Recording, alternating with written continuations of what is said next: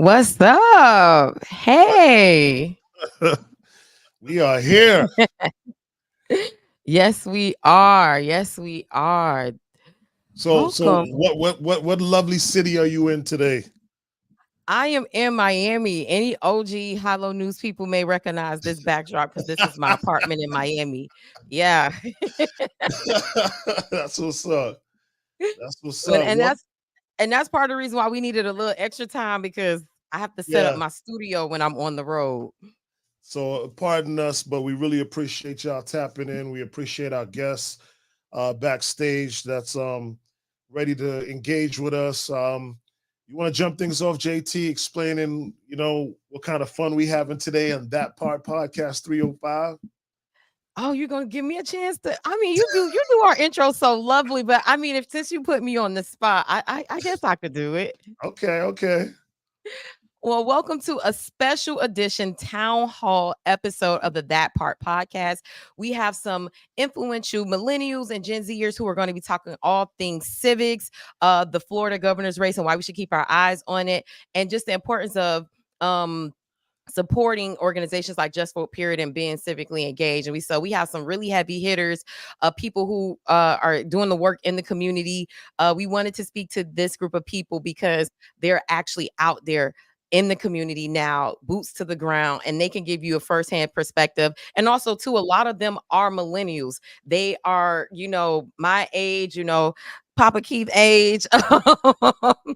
And we wanted to show you that because we wanted to show like we're everyday people just like you, and you can do the work too. And so yeah, it's going to be a really great show. I don't know if you guys have seen like the Win with Black Women or the Win with Black Men or the Win with White Women, the Win with Fishers, Win with drummers, all the type of calls that they had. It's like a telethon type of show where they have a lot of people hopping in giving information. So you can expect that style of show from us today. This is a little bit different from what we usually do, but yeah, we thought it was important to have this conversation before the general election, especially too as we look forward. Let's just look at the general election, but let's look at what is at stake for Florida in 2026 when we elect a new governor. You nail that shit, Janae. Good job. So on that note, let me give the proper introductions. I'm blessed to have an amazing co-host by the name of Janae Tate. She is the CEO of High Low News, our hyper local news online. I mean, she covers everything from West Palm Beach down to Florida City, things that are important to you in terms of community and politics and even entertainment as well. She's got it all covered, man. She writes very well. She's a journalist, and yeah, I had to throw that in there. You know what I mean? We got to show love to the journalists. You know what I mean? And we decided to team up together and put something out here like That Part Podcast to just keep y'all informed.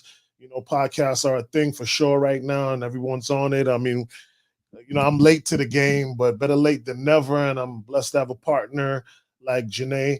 For those who don't know, my name is Papa Keith, or Papa Keith Walcott, like you see in my signature.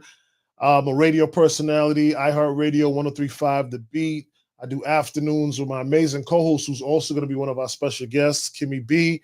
I also have this organization called Just Vote Period, which connects with our young audience, encouraging them to vote and also showing them that the cool kids vote as well, meeting them where they're at, speaking their language. I just got this today. Finally came in, JT, my Just Vote Period piece. Oh, come on. So icy? You iced out for the votes. Yeah, man. You know what I'm saying? So doing all what it takes to let them know, like, your voting is cool. You know what I'm saying? You just got to understand what it's about, get involved. You don't have to have all the answers, but, as you get involved, people will educate you and it'll become more and more exciting. Understand the power you have in the vote. Whether you're Elon Musk with millions and billions of dollars, or you're a disabled veteran that had some hard luck and might even be homeless, you still all have one vote. Still got that power, that one vote. It's the only thing that we have that makes us equal is our Mhm. It's those who can. You know what I mean? So on that note, you ready to get this party started? We have some guests. They restless back there, ready to spit Yes. out some information and talk to us and stuff like that. Yes, let's do it. Let's do it. Our first guest is a very special one, and I think it really apropos to kick things off because of the work that he's doing in the community. He has a special recognition that he just got recently too, so we definitely want to dig into that a little bit. But should I intro him? Should you? Yeah, You go do right the intro ahead. so no, you do the intro so well. Let's keep that energy. Ladies and gentlemen, man, he's definitely doing his thing as a councilman in the city of the beautiful city of Miami Gardens.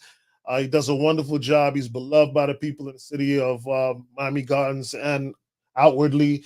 Not only that, he's got a big event coming up. I got to mention, man, karaoke in the Gardens. I mean, that thing is pulling numbers like Jazz in the Gardens at this point right now.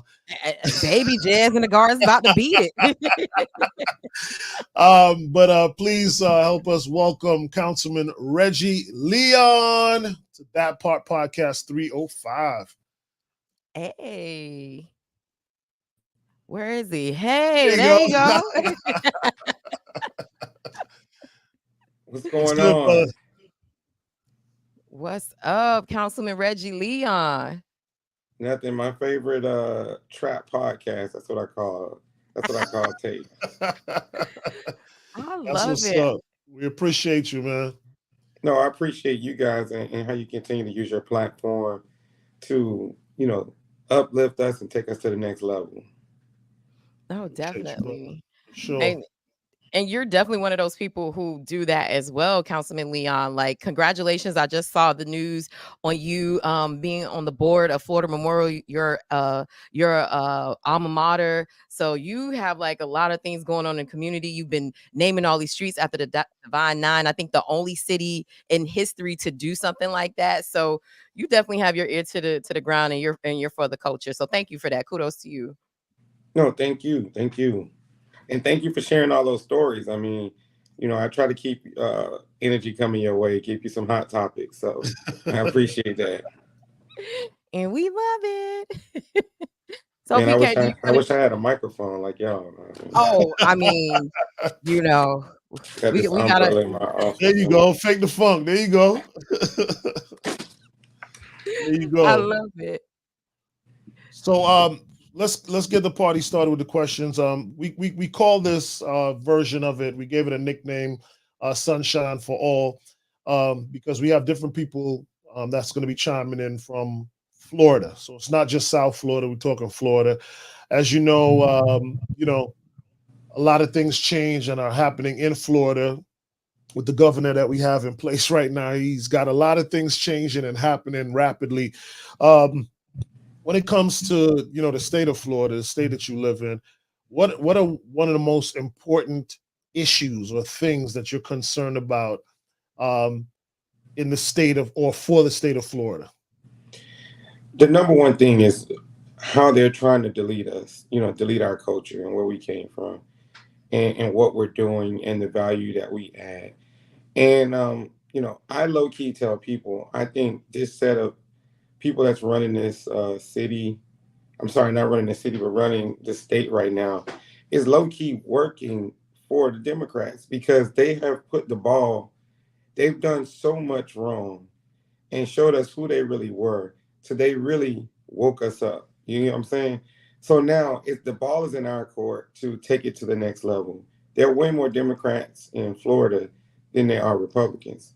But if we take heed to what they're doing, and we come out in record numbers, we can really turn the tides of Florida.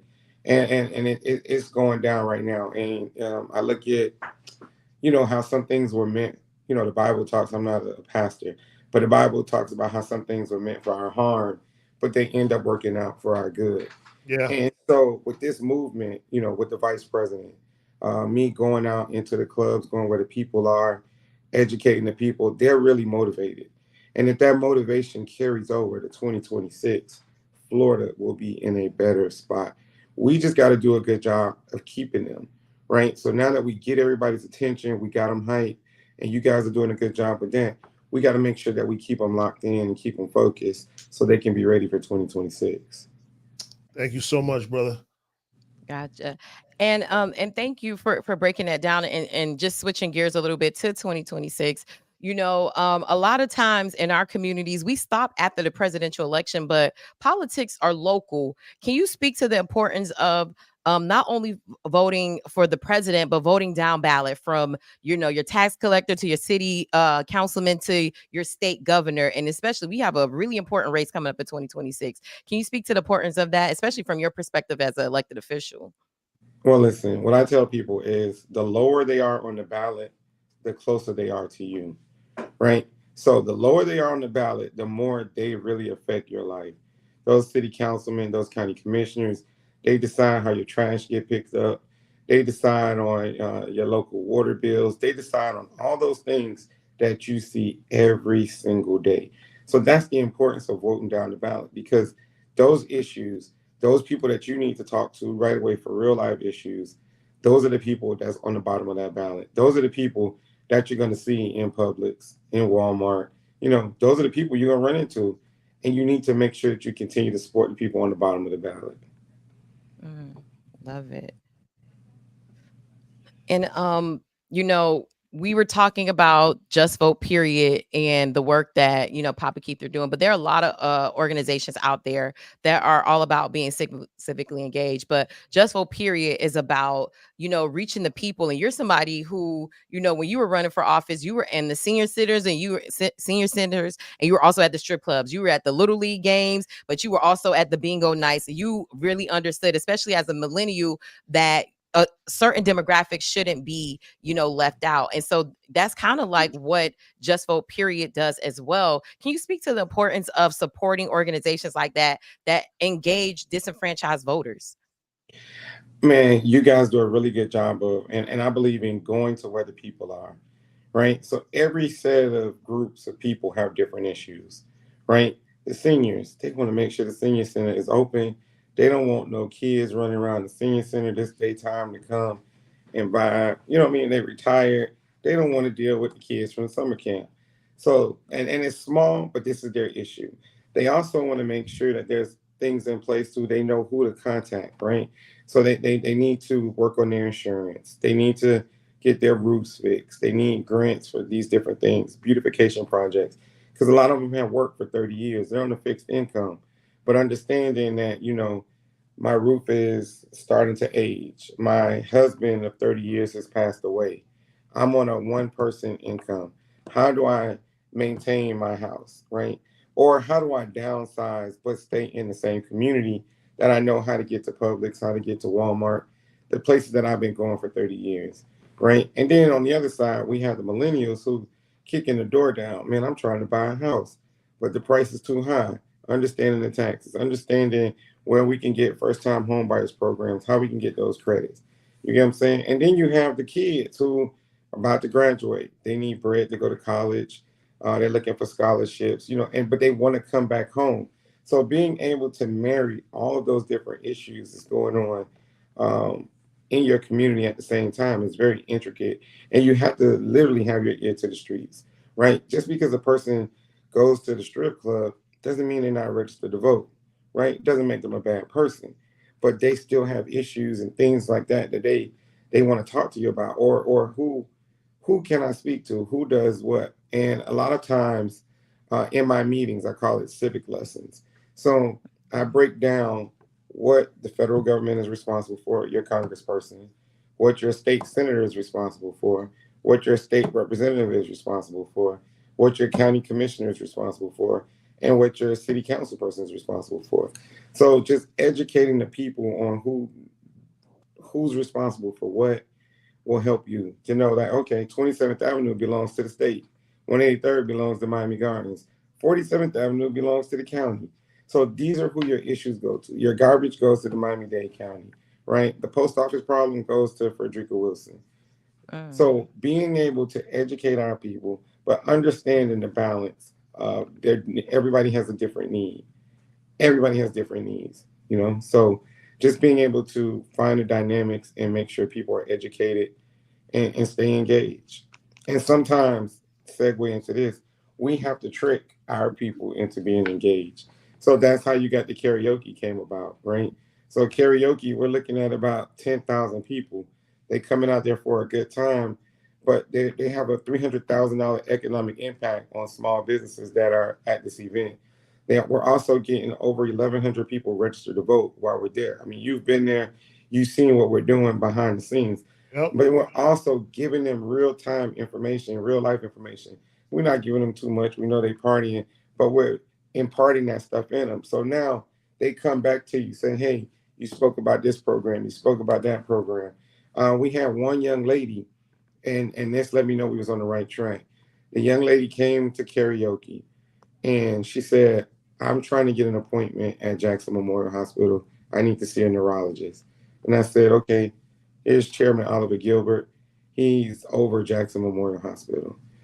He got her an appointment the next day. You get what I'm saying? She Wow. came there for that purpose to be able to touch her elected officials, and she was very successful at what she did. And that was very impactful. You know, she was really dealing with some real issues, couldn't get an appointment, didn't know who to call. They put her on the waiting list for 2 years, right? But being able to engage these people right where they are and being accessible is a big deal. Man. Good stuff, man. Thank you so much, Councilman. No, thank you guys, man. You continue to give us the platform. And one thing I can say about you two, no matter when I call, y'all coming. Ah, facts. Well, man, we appreciate you. Thank you so much for your time, man, and keep doing an amazing job that you're doing. And the city of Miami Gardens, definitely looking forward to that karaoke in the gardens coming up real soon. Yeah, no, it's gotten so big to, for the first time ever, the supervisor of elections office called and they asked, "Hey, can we set up a table?"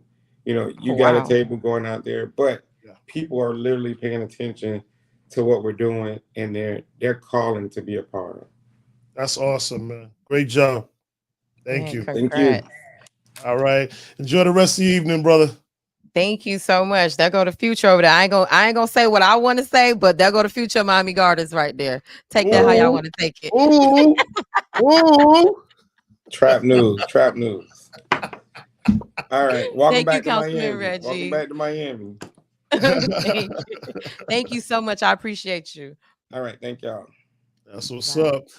Hey, JT, that's good, man. We're gonna keep it rolling, right? Yes, let's keep it rolling. We actually have Senator Shevrin Jones on deck, State Representative Ashley Gant, Isaiah Zabo from Roots Collective. So we got a few people who are trying to get in the backstage. Y'all bear with us if y'all watching us on YouTube. We gonna get to you, okay? That's a but fact. That's a but up fact. next we have Alexis Brown from Social Exchange. Excuse me. Hey! Award-winning, New Oh, Times Best. all the things. You know what? Give her things. For real. Yeah, man. She did that. New Times Best stuff. And, she's just an amazing soul. Does a lot of amazing events that you've probably been to at the No, Urban and City of Miami Gardens and so many other places. And she's here with us today to weigh in. So let's welcome her. yes. Hey, Alexis. Hey, how are you? I'm good. Welcome to That Part Podcast 305. We're so happy to have you. Just waiting to see Welcome. that beautiful face of yours. Yeah, I was like, I don't know what's going on here. It's all Okay. good. Let's see. If you want, look, it's live. TV. Papa doesn't know about live radio. Look, if you want to go out of the studio and come back in, we could. Okay. All We could. right. That may be something with Yeah. with All the right, let me do camera. that. Okay. Okay.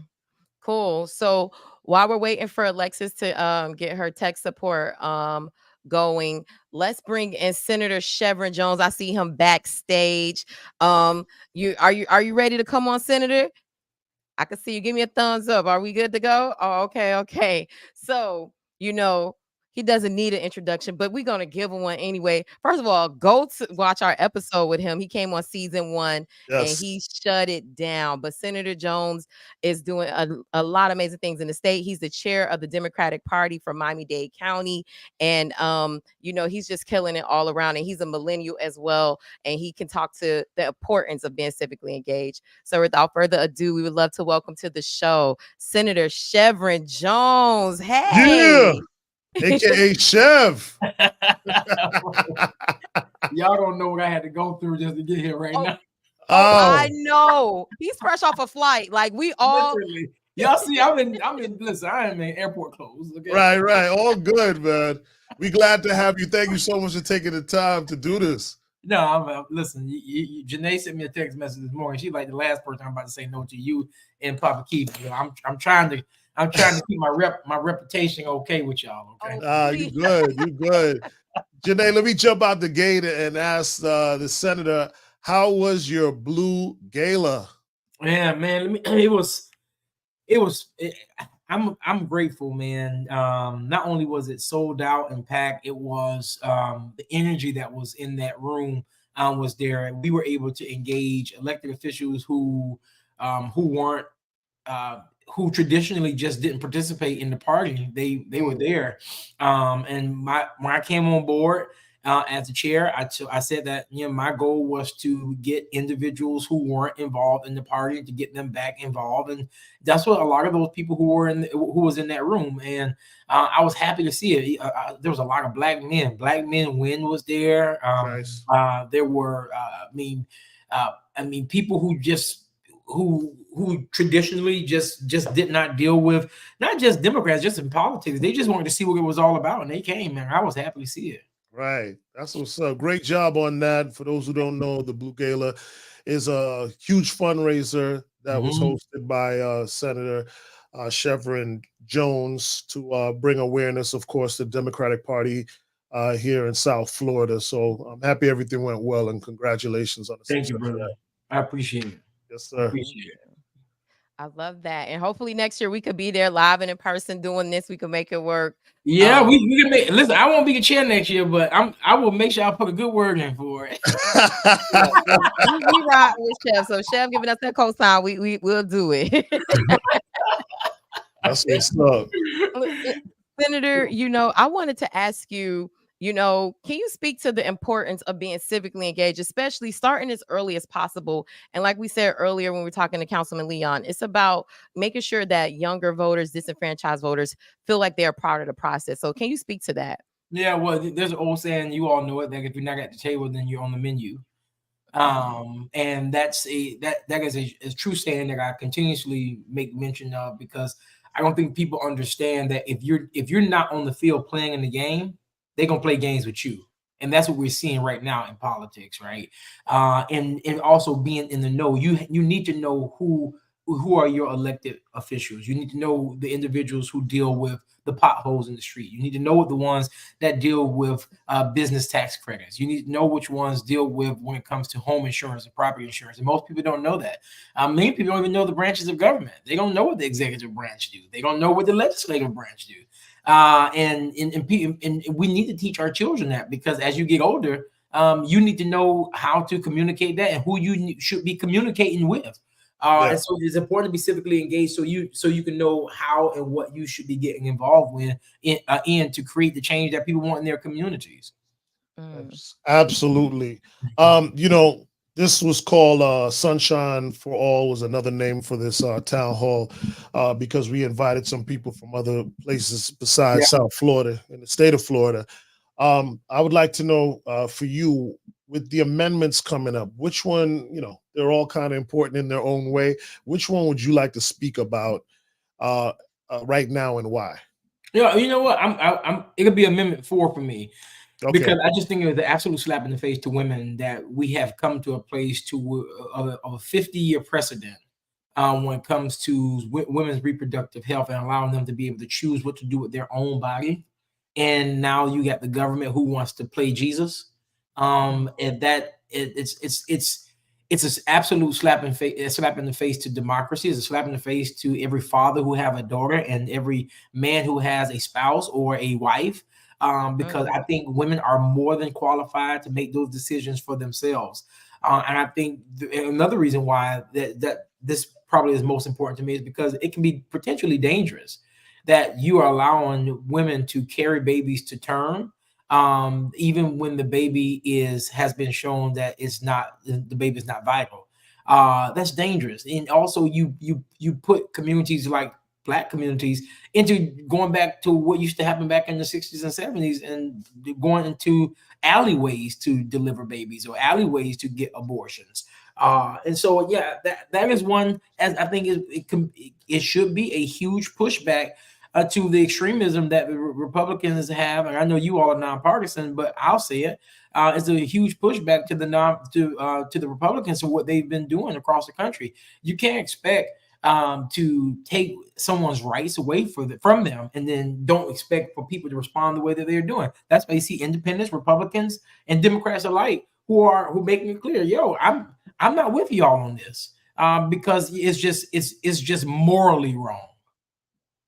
Thank you so much for touching on that. Appreciate it. Now here's what I will say. I will say Amendment 3 is important, but it's what we do with Amendment 3 after it passes, and that's legalization of marijuana. Listen, while people have their views on it, I think it is a huge opportunity for the Black community that I think we should be rallying around, because this is our opportunity to ask for retroactivity for individuals who have been arrested for low amounts of marijuana, and they're still sitting in our jail systems right now. Imagine this passing, and now we have the ability to negotiate with the Republicans in Tallahassee on what does justice really look like for our community, right?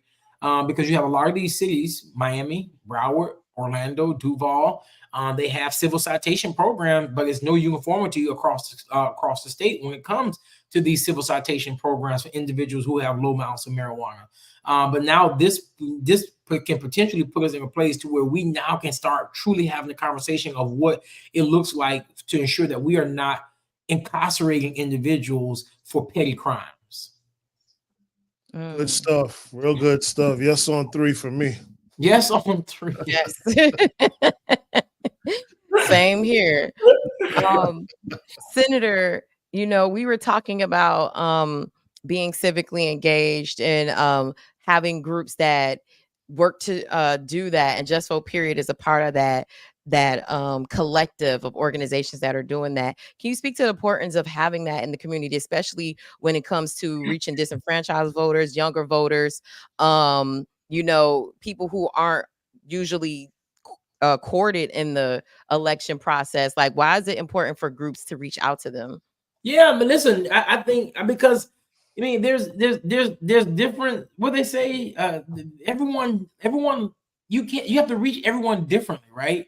And yeah, it's different strokes for different folks.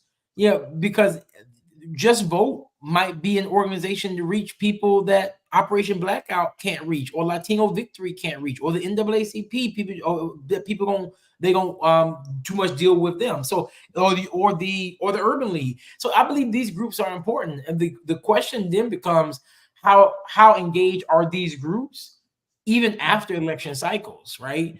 Because you got Just Vote, which has been around for quite some time, and thank you, Papa Keith, for the work that you've been doing on this. But you got a lot of organizations that just pop up during election season, and many of them only do it with the hope that they would get some funding or something during that time, but then they go away.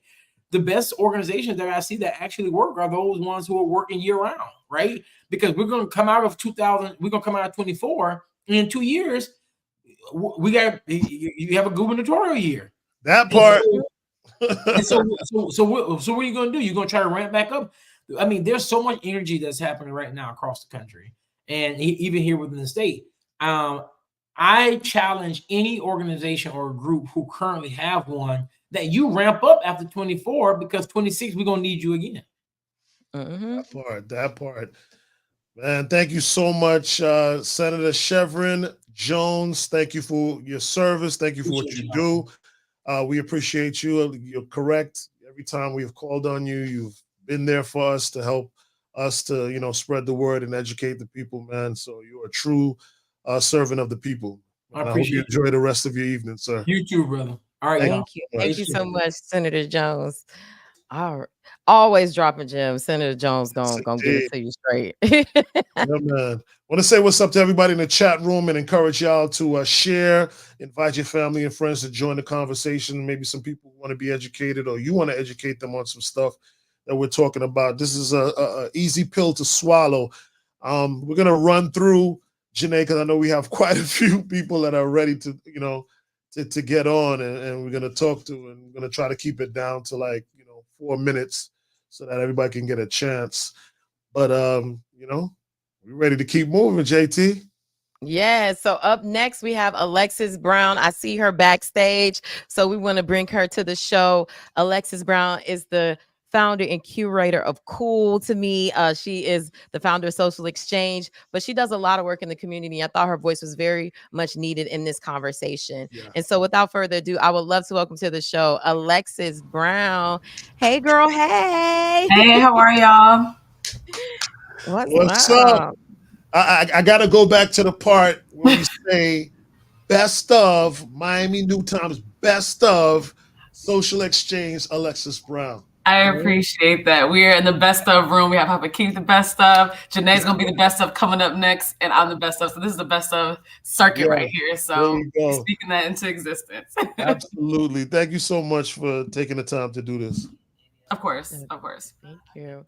And, I'll kick it off with a question for you, Alexis, because, you and I have these conversations offline about being civically engaged, what we can do as, like we always say, the new adults, the millennials in South Florida. What are we going to do for change? And so not only do people know you for the amazing parties and mixers and events that you do, like I said, you're the curator of Cool to Me.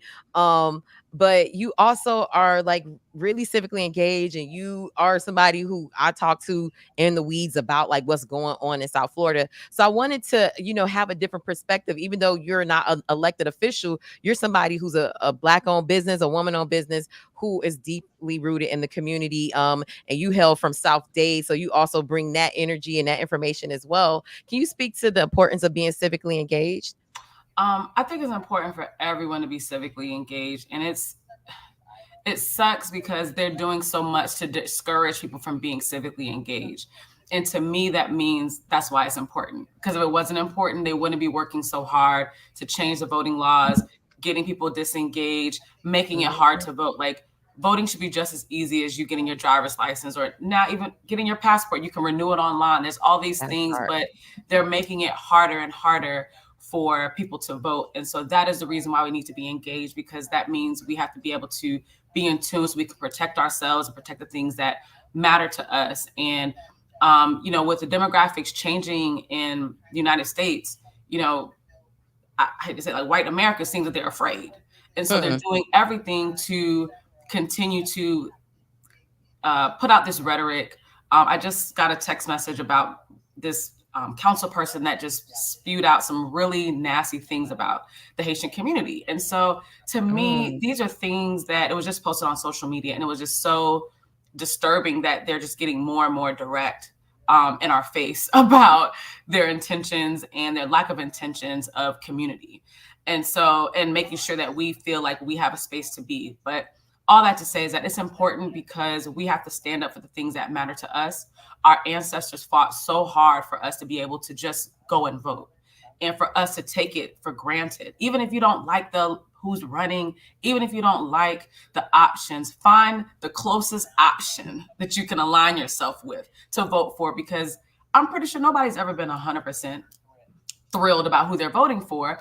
And that's okay, right? But you have to think about things that matter to you and figure out what politician closely aligns with that, even if it's 70% of the things, that matters. Because if you don't vote, it's a possibility the person that you completely don't align with ends up winning and changes things that are happening in your community. Since you're talking about things that matter to you, I want to go on to the next question. We have quite a few amendments that are up. 6 of them mainly, 2 of them are really hot button. I'd like you to pick one of the amendments and tell me why it matters to you the most. I have 2 that matter a lot, but my first one is women's right to choose. Yes. I think that is such a personal conversation point for me as a woman. a woman over 35, because now that also talks about IVF. That's not just abortions, right? And so that's the part that people don't realize, that you're not just speaking about just people getting abortions. That's anything in regards to your right to choose. And I don't think it matters what your political affiliation is or what your religious belief is. Everyone should have the decision to make the best decision for their body and to not be judgmental about whatever that is.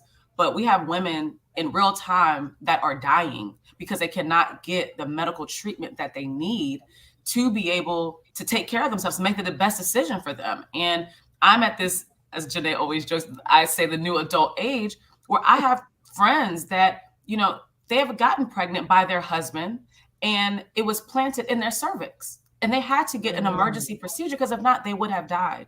And they would have left their children and their husband to fend for themselves, because these are the decisions that people have to, or women have to make on their bodies. So it's not just about somebody being, you know, festive and deciding that they don't want to have a baby anymore. And if that is the case, great. They may not be a great parent anyway, because they're doing a different lifestyle. It's probably not advantageous for a parent, you know, at that point. So that's one of the biggest ones for me. The second one is the cannabis amendment.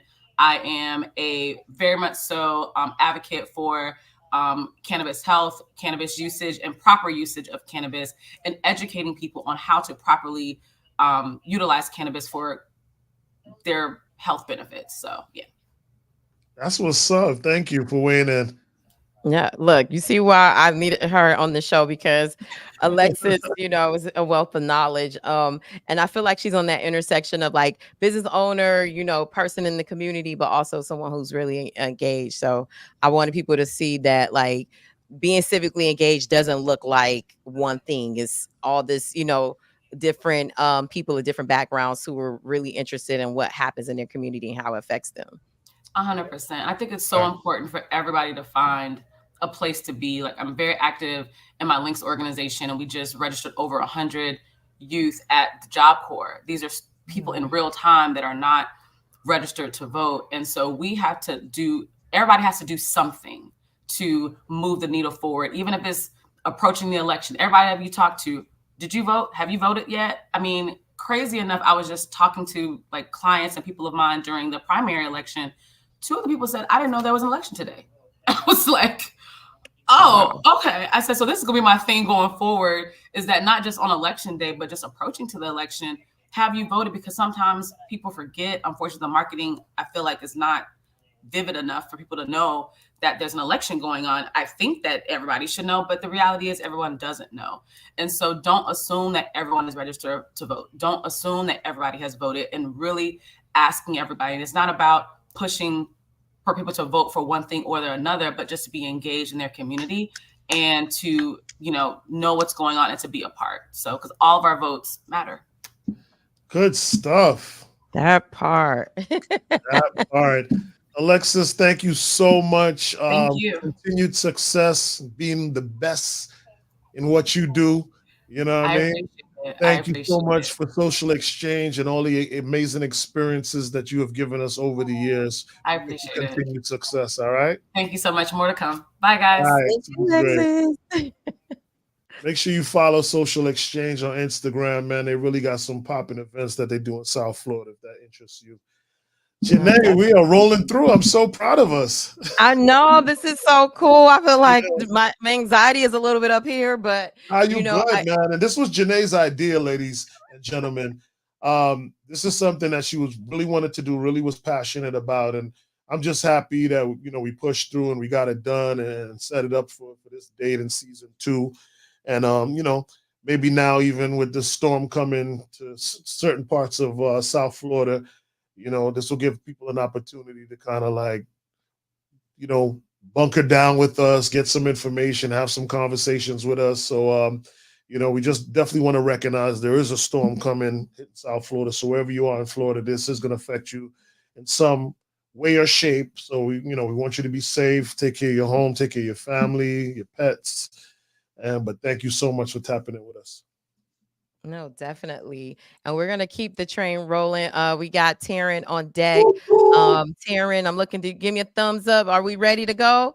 Hey, let's go. Taryn, unmute yourself. Welcome to the show. Hey. Hey. Hey, and I want to give a intro to Taryn. She is a fellow chief. I'm a little biased. Everybody knows I bleed orange and black over here. And I wanted to have her on the show. She does a lot of work in the community. I know her affiliation with Florida Memorial. She's also an entrepreneur as well, has an apparel company. But I've had her on High Low News, and she has really gotten into the weeds with me about community issues. So I wanted, like I said, to have a wide range of people speaking to the issues. So Taryn, thank you for taking time to come on the show with us tonight. Of course. Thank you for having me. I'm a little nervous, so please forgive me, but I really do appreciate you thinking of me and having me come Is on. that because of me? Because you already been on with her, so you have to be nervous because of me, huh? It's nervousness period. It's nervousness period. But I appreciate the opportunity to come on and speak, especially about something I'm so passionate about. Like civic engagement is one of those things that I really feel needs to be spotlighted more and needs to just be brought to the forefront on why it's so important, because a lot of people don't realize why voting is so important, and we have to do that primary education about why it's important to do it before we even get to the voting part and knowing who to vote for, because you're going to vote for your feelings, but you got to know that you need to vote and why. That's good. I mean, you jumped it off perfectly. I know. Yeah. Let me say this though, because you said something that kind of triggered something for me in a good way. What would you say to someone who never voted before, and there's that sense of anxiety and fear to like I don't know what to do here. What would you say to like a person who's never voted before? Well, it's a normal part of something that you should be doing as a fully fledged adult. It just like you got to pay your bills is one of those things that you're going to have to do in order to just fully participate in society. You have to take the responsibility of voting, just like you take the responsibility of making sure your kids go to school, or making sure that you're paying your taxes, or at least engaging in the tax process. However you go about doing it, starting your businesses, it's one of those things that you fundamentally have to engage in, and it shouldn't be thought of as a optional thing. It should be one of those things that are just normal, par for the course. I'm an Right. adult. This is what I do as an adult. That's what's up. I think maybe we can do a better job. I remember when I was a kid, they used to have cartoons that would talk to you about the Constitution and talk to you about, politics and, and I don't see that anymore, and we're in an era now where, there is so much information, but there's none really focusing on teaching, the kids from a young age. So it's almost like, Well, well, that's part of one of the reasons that you have to be engaged in voting, because the people that we put in elected spaces are the ones that are giving the grant money, the ones that are giving the policies when it comes to the Department of Education and what's able to be taught. So if you're not being taught civics and you're not being taught what voting is and what it actually affects, you're not going to be taught that these are the people that gives money to PBS who did that. You're not going to get those engagements. So it's one thing that a lot of people have to kind of get a concept of, because we're in a technological driven society. Voting is a long game. Everything that you vote for isn't going to have an immediate impact just because it's a bureaucratic system. So if you're looking at something, you're looking at the policies and the way that it's going to affect your kids, your nieces, your nephews, your grandkids. It may not necessarily affect you. You could be voting on something now that doesn't have an effect until 20, 30 years down the road, whenever this policy comes up, or you're putting a policy in place that can't be repealed for a decade or two. And with election cycles coming up every 4 years, every 2 years, depending on what cycle you're in, that's going to be what the politicians are focused on. It's going to be the hot button. It's going to be what's getting people like engaged because it's pissing them off at the moment. It may not be the land grant that nobody's going to touch in 30 years. right. Good Ooh. stuff. Thank you so Well, much. And Taryn, you know, can you let people know, like, what was your journey into becoming civically engaged? Like, what was it for you that you said, hey, I need to know more and I need to be, you know, active and not just, you know, watching what's happening, but making sure that I'm engaged for real. It started at home. Mm, Mama involved in just the community, mom being an activist, dad being an activist and military. My dad was a veteran, Marine veteran. So when it comes down to it, when when you got home from school, the news was on. You're gonna know what's going on. Like I said, it's one of those things that you were taught as an adult. This is what you do. So mm. it definitely starts at home. Love it. And it's a culture thing. I get that. You know what? Thank you, Taryn, you know, so much for breaking it down, for coming on the show, for always being a supporter of High Low News and Now That Part Of course. podcast. And, you know, just giving the gems and breaking it down. You got your fans in the chat. Hey, Yeah, y'all, put some orange and black hearts in there if you loving what Taryn is saying. She that's what's pride. up. Thank you guys for having me on. I appreciate it. And I love what Thank you you guys so are doing. much. Appreciate you, Thank you, Taryn. Taryn. Goodbye. Thank you so much for tapping in with us. This is That Part Podcast 305. Your host, Janae Tate over there, Papa Keith over here. We're doing a town hall where we're inviting people to, you know, holler at us about civic engagement. We called it Sunshine for All because we also reaching out to everybody in Florida as we look towards the gubernatorial race that's going to be happening in a couple of years. Once we pass this election, you know, these are things that are really going to be important to us, and you know, and are going to concern us real heavy. Who's going to be our next governor, right? So we want to get a jump on that as well. Are we ready for our next guest?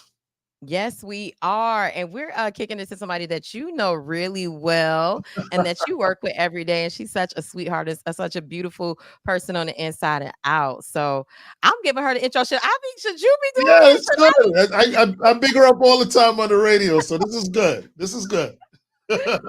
So without further ado, I would love to welcome to the show the amazing Kimmy B. Hey. Hey, what's up, sis? What's going on? Good, I've been good, out here good. taking notes. Are you kidding me? I'm glad I got to go a few people in. I'm like, hey, I got notes and I'm ready.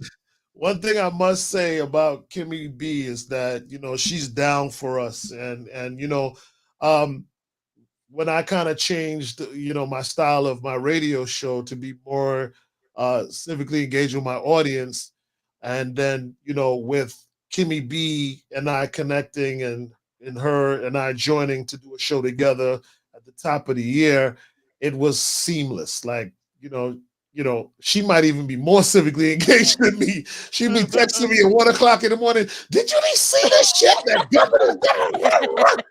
Well, Yeah. He's better being bipartisan than I am, let me tell you. Much better, but I'm going to try to keep it together. So I definitely wanted you to, you know, have you come on. You know, you've proven that with the radio show. You've proven that to me in the wee hours and sending me stuff that I could even use for, you know, for Just Vote period. I appreciate, you know, your passion, you know, and what you do for our audience. I'll let you jump things off, Janae, with the first question. Okay. Well, you know what we've been asking everyone, and I've been wanting to get everybody's opinion. Why has it been important for you to be civically engaged, and why should everybody else be as well? Like, let's hear that from your own words. All right. So, first of all, we get a sticker when we vote. Who doesn't love a sticker, right? No, it is so cool. That's the best part. Bro, I have all my stickers going back to President Obama. I'm not kidding. So, I mean, you get a sticker, guys. Like, let's go. No, but seriously, Keith and I have talked about this, and I really have to tip my hat to my mom. I can remember growing up, and literally, I lived in Massachusetts, clearly a very civically engaged state. If you know anything about, you know, how Massachusetts goes, it's kind of the home of the Revolutionary War and a lot of other things, the Kennedys, and we can go on and on. But she was a working mom. And so a lot of times when it was election season, she would pick me up from Girl Scouts or figure skating or Taekwondo or whatever one of the 7,000 things I did was, and I'd have to stand in line with her because there was no early voting back then, right? It was just you show up on election day and you get your vote on. And it was just something that we did together. And I think seeing her do that and prioritize that is what I took with me into adulthood. And I can remember, I'm going to be very honest, I went to the University of Miami. I didn't vote in the 2000 election, and I could have, and I was heartbroken at how things went out. And Florida was literally a deciding factor. Remember, 600 and what was it, 13 votes was the difference between George Bush Jr. and Al Gore being the president. And it was right here in Florida, and G-Dub, his brother, was the governor of the state at the time. And I remember waking up and being upset and realizing that, you know, I hadn't exercised my voice in a state where 613 votes, it could have mattered. And imagine if I didn't do it, how many other people didn't do it. And then 4 years later, I voted, but I voted in Massachusetts, which was going to go blue anyway, right? Like that just, it's a blue state for the most part.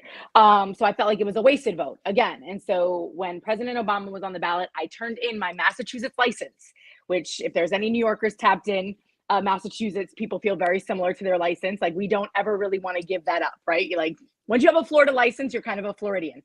And I actually turned in my Massachusetts license just so that I could vote in 2008 for President Barack Obama. And, you know, I was lucky enough to be working in radio at the time. And I think I had a different viewpoint as to what an election means to communities, especially disenfranchised communities. And so it was so beautiful to be a part of that. And I realized that even though I come from, you know, what some would consider a privileged background, it was so important to be out there advocating and using my platform, you know, to make the decisions and to be the voice and to be the change that I wanted to see. So that's why it's important to me to be civically engaged. So with this governor that we have now, right? There's been a lot of laws that have changed. There's been a lot of things that have come up. Yeah. You know, so what would you say is one of the most important things that has come up, that has been changed, that you would like to speak on? Because, you know, we're talking about sunshine for all. So we're talking about the state of Florida, something that can affect anyone in the everybody. state. I just kind of want to double down because I literally was writing notes as Shevrin was speaking and commissioners and Taryn. We have a governor who has literally put together an administration that has its hands in every faction of our lives, from body autonomy to recreational marijuana, where as a parent, you can choose to take your children. Obviously, I'm referencing drag brunch, right? Like we all know that hit very close to home here in Miami. Education, not just K through 12. They are now actually deciding what courses we can study as whole adults in higher education. Our Florida university system has tried to remove things like women's studies. And obviously, you know, when you're talking about CRT, critical race theory, things of that nature. And they've done a very effective job of getting rid of these things. He's also a man who has shot down basic health provisions for agricultural and construction workers, not constructional, but construction workers. Let's also not forget that he has repeatedly shown a significant disregard for our votes, things and people whom we have elected and voted on, going to voter restoration rights. The state overwhelmingly voted in favor of restoring the rights of convicted felons, right, who had completed their sentencing, who had completely served their time, and they've continued to move the goalpost for those individuals. They made it very difficult for them to access information, to find out whether or not they still have outstanding fines, to figure out if their restitution is completely, you know, paid for. And I don't think that that's fair because, again, we as a state, we as a Florida community came out and said as a majority, this is what we would like to see happen. We want these people to get their rights back, right? And there are stipulations. Obviously, we know these are nonviolent. You know, there's very specific people that this impacted, and I think Floridians put a lot of thought into that. Even when it comes to marijuana use, right? Like this isn't the first time marijuana has been on the ballot. Like we've had these conversations, and they chose to kind of eliminate the indie growers and sellers and go the corporate route from seed to sale. So if you know anything about this entire movement, it really does benefit it benefits people who want to recreationally use marijuana, but no matter what, there's only a limited amount of people who will actually have access to the money that's going to be generated from marijuana, from recreational marijuana. He's also removed elected officials from office. 4 Broward County school board members he took out and replaced with his own people. He removed a state's attorney in Hillsborough County when that individual said that they would not willingly prosecute people who tried to assist women in accessing healthcare. It was later found that that was actually unconstitutional by a U.S. district judge. And unfortunately, that state's attorney wasn't able to be put back in office because the judge felt he didn't have the power to do that. But the governor was unconstitutional in his actions. So I just think that when we talk about that gubernatorial race, there are people and there are feelers and there are already kind of, the groundwork has been laid. And if we're not very cognizant and we're not active and we're not engaged, we're going to end up with more of the same. I saw Shevrin was in this conversation. I'm excited for that. He's one of the names that's being mentioned for 2026 as a possible, candidate to run. Nikki Fried is really the only Democrat that's actually in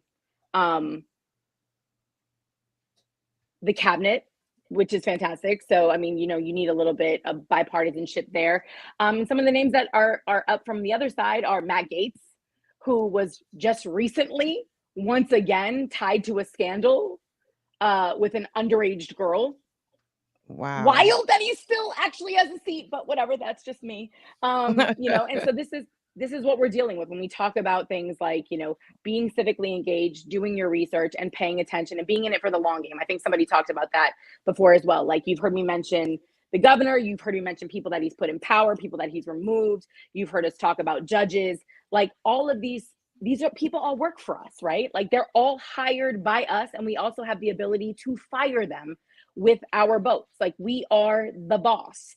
And I just wish that more people could understand and really grasp the magnitude of every voice coming together to really step up and speak out for the things that they believe in, because we're powerful. And again, if you could feel the complete opposite of me, but at the end of the day, your voice is your vote. And vice versa. You killed it, Kimster. Kimmy for president. I mean, can't wait to get on the radio tomorrow and be like, yo, my girl came on that podcast. Boom, she dropping bombs. And nobody wants Marco Rubio as the governor, let me tell you. Ooh. Let me stay biased, but there's a lot of conversations that we could have about this, and I loved what Commissioner Leon said about the closer to the bottom of the ballot, the closer they are to you. It's so true, guys. We're talking about, your supervisor of elections. These are the people that certify the results.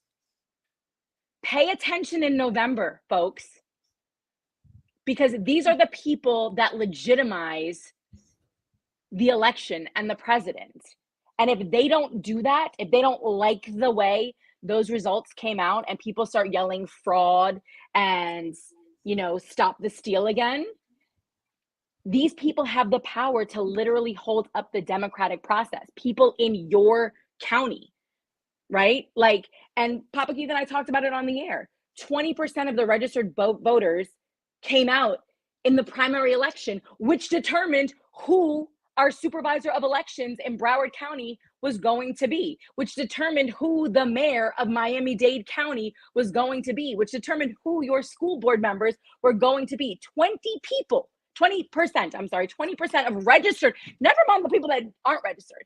This is 20% of people who are registered to vote came out and cast a ballot in the primary election, which actually solidified seats for the next 4 years for some folks.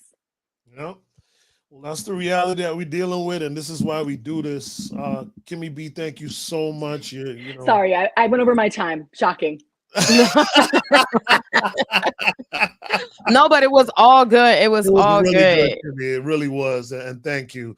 You really, you really nailed a lot of things. You definitely gave us some promo material You're so promote Yeah, the we can show. chop So that thank up. you so much, Kimmy B. I love you. I'll see you tomorrow. I'm gonna go finish this glass of wine. All this talking about politics driving me to drink. Cheers. Thank you, Salud. Kimmy. Thank you for using Salud. your platform to share this information. I appreciate you. Thank Keep up the you. great work and just vote. Period. Hey, That part. that part. Hey, we're gonna keep things going. Man, this is rolling. I'm gonna try to be a little tighter with the time. I know because we still have a lot of people who want to get on. Definitely want to acknowledge Janae, some of our family members that are in the room and are commenting. Thank you. It means the world to us. When you drop Yes. comments and when you let us Family. know they're there. One of my longtime good friends, Sean, is in the room. I mean, thank you all for tapping in. I don't want to start naming people. Of course, some of Yeah. our board members are here as well for Just Vote Period. Want to recognize them a little later in the show. But we're gonna keep things moving. We got another elected official. Yes, we do. And I want to see Councilwoman Linda Julien. Yes. Give me a thumbs up if you're ready to go. We definitely want to bring her on. And so she is hailing from the beautiful city of Miami Gardens as well. And she's doing a lot of amazing things. So without further ado, we would love to welcome to the show Councilwoman Linda Julien. Hey. Hey, Hey y'all. how you doing? I'm great. How are you? Hey Good. Love those. Tammy. Is that my girl? Tammy Yes. Mullings. Hey girl, hey. Love those glasses. Thank you for taking the time to do this. Thank you. Thank you. Thank you very much for having me. This is oh so important. Yes, yes. And I indeed. appreciate the fact that you guys are putting on this platform, and it speaks volumes as to how much you care about this community, because people think that elected officials can do it all alone, and we can't. It takes us, and it takes people like you and Janae and the community at large. So thank you. Thank you. No, Thank you. thank you. And Council and Leon didn't say this, and Councilwoman Julien probably won't, but they are fresh out of a council meeting. Budget Yeah. season just wrapped. So they literally came from the dais and hopped on with us this evening. So definitely want to say thank you to you for just making this work in your schedule. We had a couple elected officials who were fitting this into other things. So we don't take that for granted. We appreciate you for coming on. Of course, Absolutely. I'm happy to be here. Yes. And so I want to tap in because you're doing a lot of great things in the city of Miami Gardens, from helping people with home restoration funding. You have like trap Pilates, like you have a whole mixture of things that you're doing in the community. And so, and you're born and bred, Miami girls, a South Florida girl. I want to know, for you, why was it important for you to not only be civically engaged, but get involved in the process of becoming an elected official?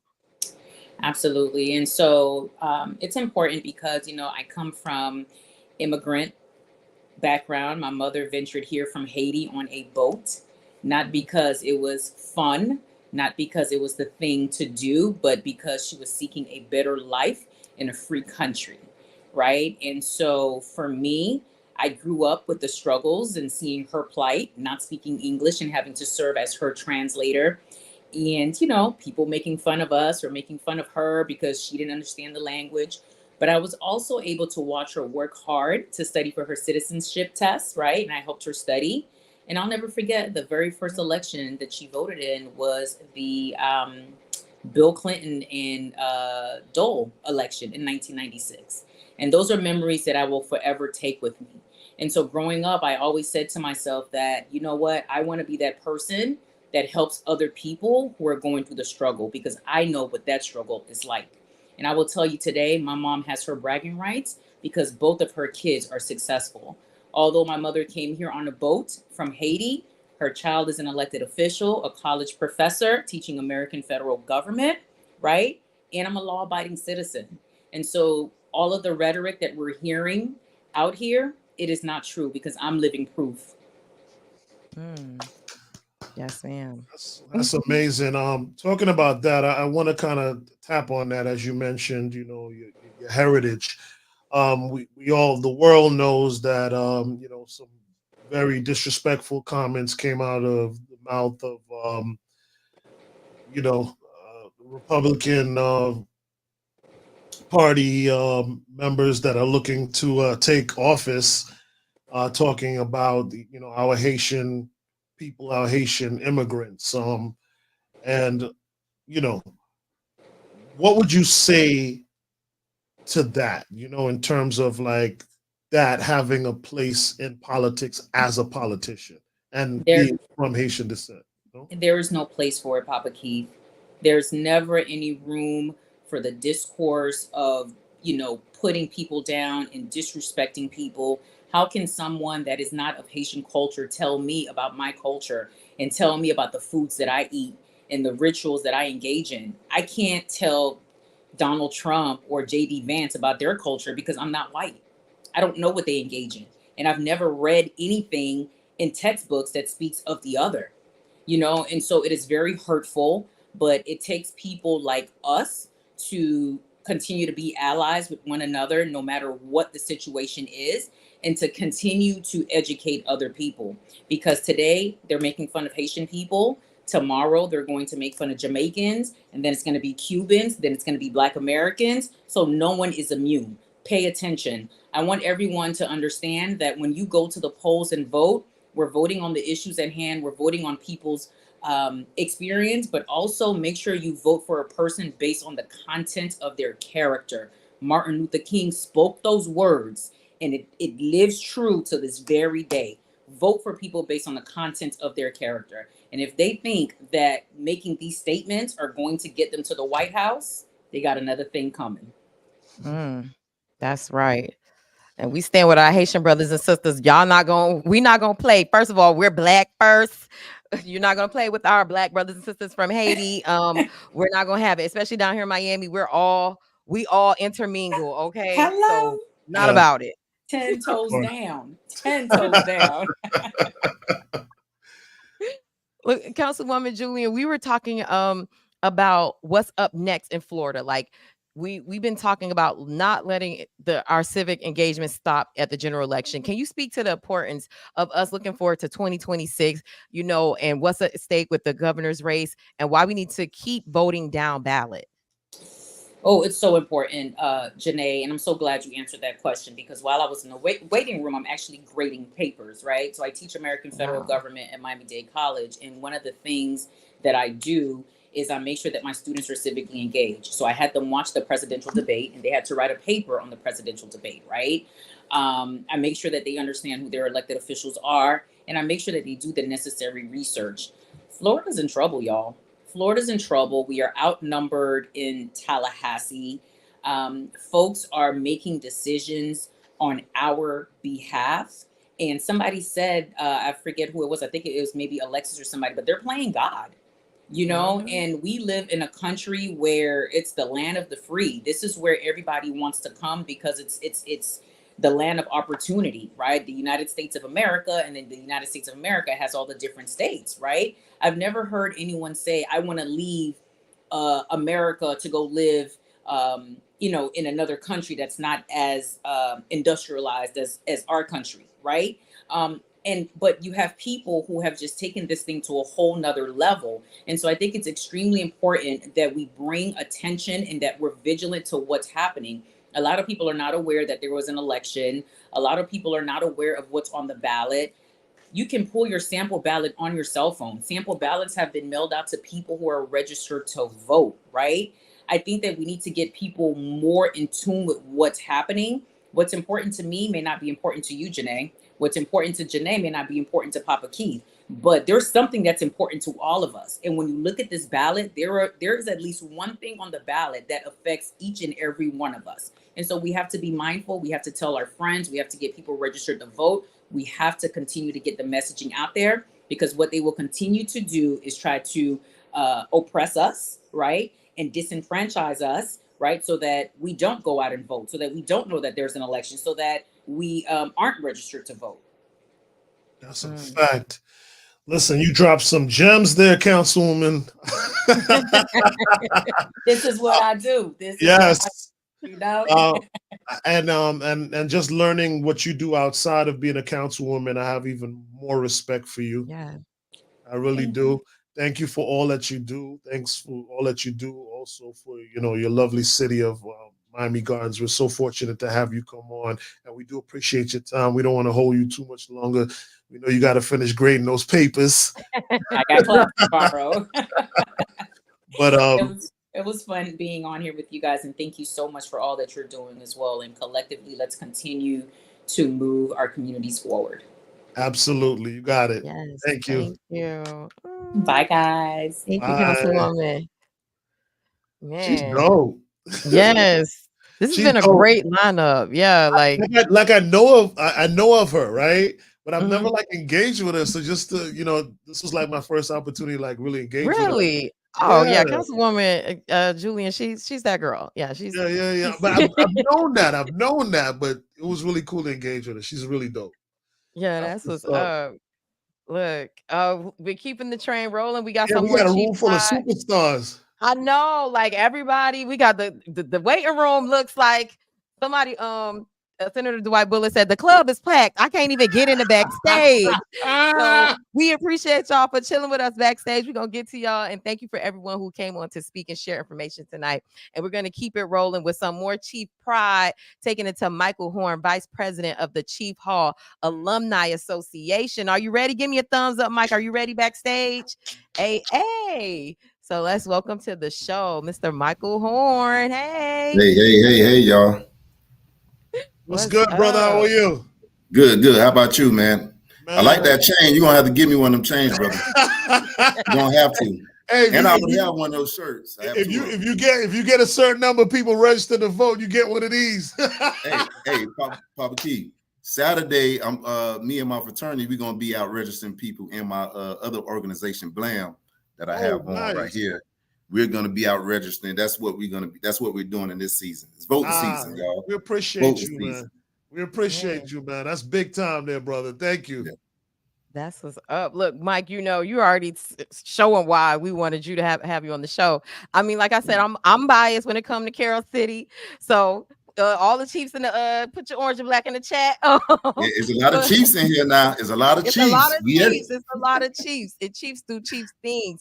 And I wanted to have you on the show because the Chief Hall Alumni Association has taken it to me. First of all, Carroll City alumni kicked off to me the alumni picnics. What it is, it would not be if Chief Hall did not exist. But the thing that I thought was very interesting and why your voice was so important to this conversation is because of the work and civic engagement that Chief Hall Alumni Association has started doing. So can you speak to why it was important as an organization for you guys to start doing that type of work?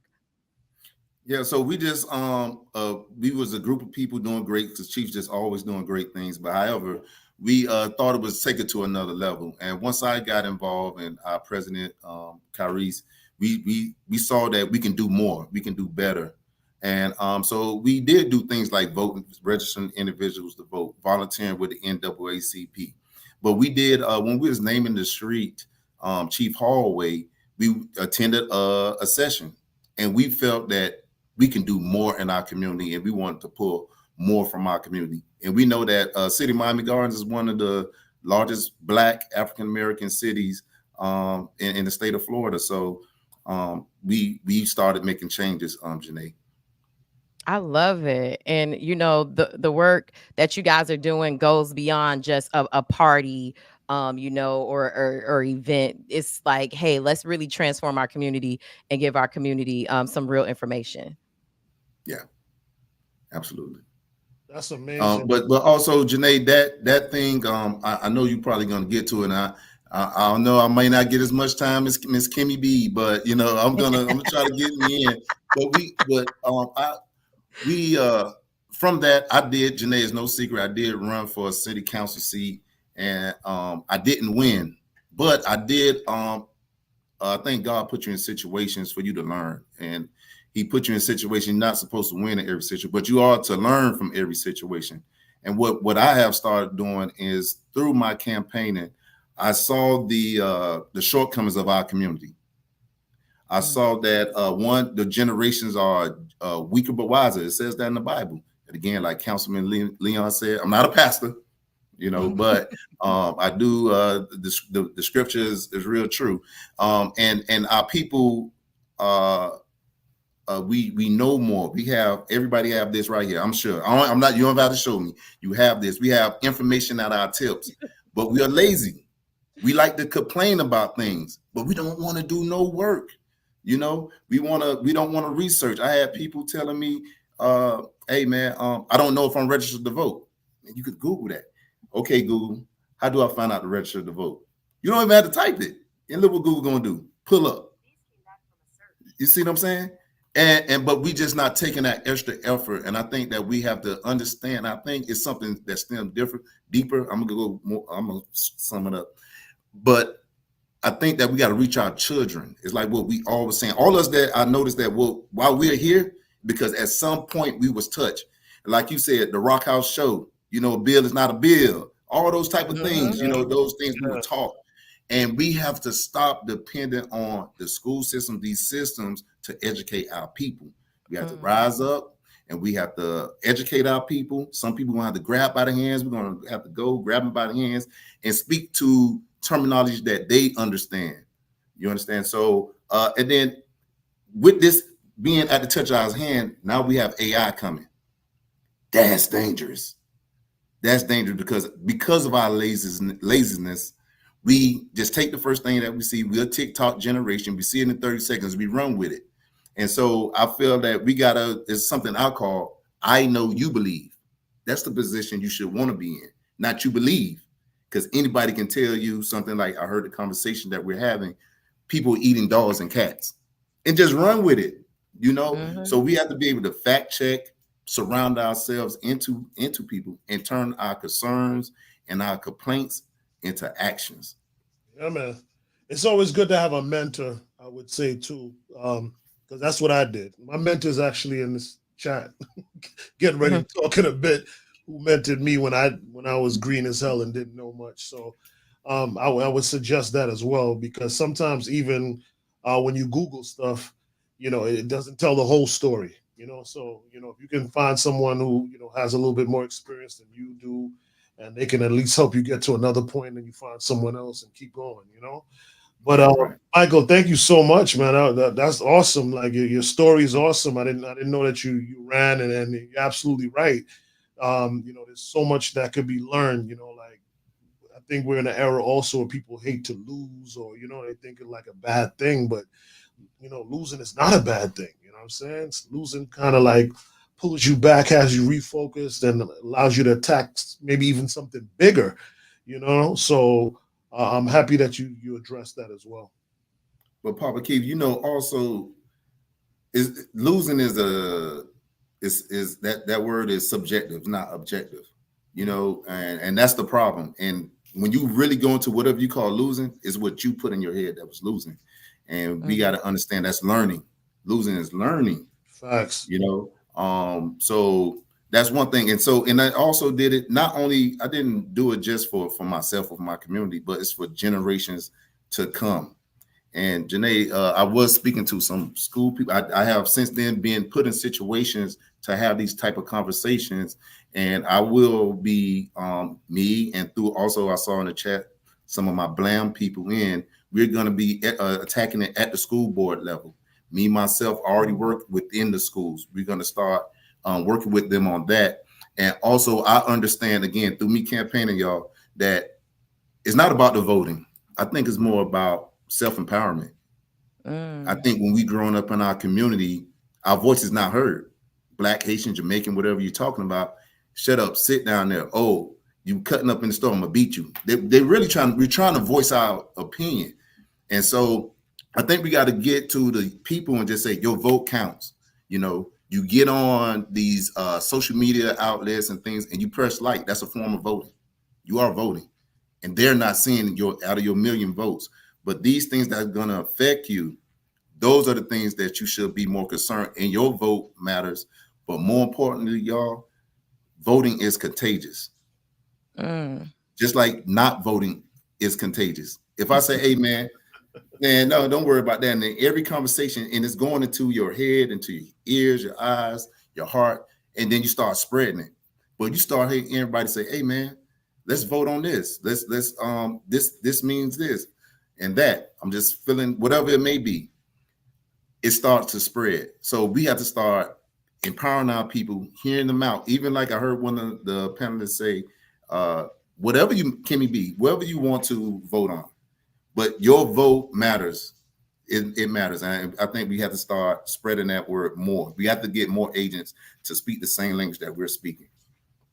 Man, No, good definitely. stuff. Look, Good stuff. Thank you so look, much, Mike. Always dropping gems. I appreciate it. Thank you for coming on the show and repping Chief Hall Alumni Association, but also too sharing a little bit of your story. Chief, stand up. Yes, love man. it. Yes. I We love it, man. appreciate you. Thank you, Mike. Thank you, Mike. Enjoy the rest of your night, man. And whatever y'all need help with, I just want to say this to y'all. Saturday, we're going to be out registering individuals to vote on in Miami Gardens on 27 by the Winn-Dixie, where my fraternity Phi Beta Sigma will be also giving seniors free pen for their items. So thank y'all for having me. I appreciate y'all. Nice, man. All right, Michael. Thank you for what you do, brother. Thank you, Mike. See y'all hear that information. Join them on Saturday. Thank you, man. Look, the guests are bringing it. The guests are bringing it. Y'all cooking. I love it. And just want to give everybody a reminder. Go to justvoteperiod.com, find out more information about the work that Papa Keith and I are doing through his initiative to get people engaged, especially disenfranchised voters, young voters. You may see Papa Keith pop up at a brunch, at a festival, but also too, while you're there, donate. This type of donations allow us to do more work in our community and to reach more people. So make sure you go to justvoteperiod.com. If you can see, the website is on Papa Keith's chest on his t-shirt. We'll have our producer Derek put a banner up and shortly, so if you guys need that information, but definitely wanted to do that quick public service announcement. And keeping the train rolling, we have Anthony Malcolm on deck. Give me a thumbs up if you're ready to go. Anthony Malcolm, he's my Broward brother. He gives me all the tea on Broward. So without further ado, I would love to welcome to the show Mr. Anthony Malcolm. Hey. So, what's going on, King and Queen? Everything good? So blessed. So blessed. Thank you. I love that hat. Appreciate it. Yeah, thank you for taking the time to do this, brother. Oh, anytime. I think it's very important for us to engage with our people and letting them know how to be engaged in the community. It's very, very important, especially when you understand the back part of the history. Our deep cultured history plays an important role of us moving forward. And the only way we can get the things done that we need to get done is in order for us to be unapologetic. I'm not seeing that much unapologetic spirit, but we need to get back on that, especially in the politic world. We need to get on that wave. That's what's up. Definitely. I mean, you already kicking it off. Look, I love it. They've been doing that though, JT. I know, like they ready. We just sit back like, please. Carry on. Anthony Malcolm also has a podcast called Manversations 2020. And so just wanted to let them know like some of the things that you do in the community. You're an advocate there in Broward County, but you're also too in the media world, but you have a podcast as well. Exactly. Manifestation 2020 is doing great things. We got more better things in the future. But I do want to add on that the reason why it's so important for us to be engaged in all aspects, even with you guys here with That Part Podcast, with High Low News. Me and Janae, we had that conversation before High Low even started off. We had that private conversation and I was like, yo, you need to go for it, because what happens is everything that's out there is controlled by people that really don't have our best interests. As you can see, since High Low News has started and to where it's at now, you're getting way more information in that short period of time that Janae has started this up than a lot of people with bigger platforms that's not even directed or even controlled by us has given us this type of information or this directness that we have. So it's very important, like she said, the donations that come in, I'm always campaigning for the donations to come in and everything like that. So it goes right back into the community and it's very impactful for you because you benefit from it directly. So you got to understand that element of it. You got Juice Define, shout out to Juice Define. She plays a very important role as as the money flows into her business, she also puts it back in the community. We have Crabman 305 that does the same thing, Star X Smith that does the same thing, even Prince Freezy does the same thing. You know what I'm saying? And these are very powerful people who are keeping the community circulating. One of the books that I love that a lot of people don't understand is the Black Economics. It's very important for us to also be engaged, not only in the civil part of it, but also be engaged in your reading, your fundamentals, knowing your history, the misinformation of the Negro. You know, very powerful book. How many of y'all know about the Black fortunes, about the Black people in the 1920s that were millionaires? They don't tell you that. All they tell you about is whips, chains, and slaves, right? What about the color of law? Are you engaged in this type of stuff, especially dealing with real estate when it comes to your credit and being blackballed and things like that? Also, we talk about medical apartheid. One of your biggest things that the topics that's going on right now is the abortion issue. But we're having a lot of Black women that's going into the hospitals that's getting unnecessary C-sections just for the dollars.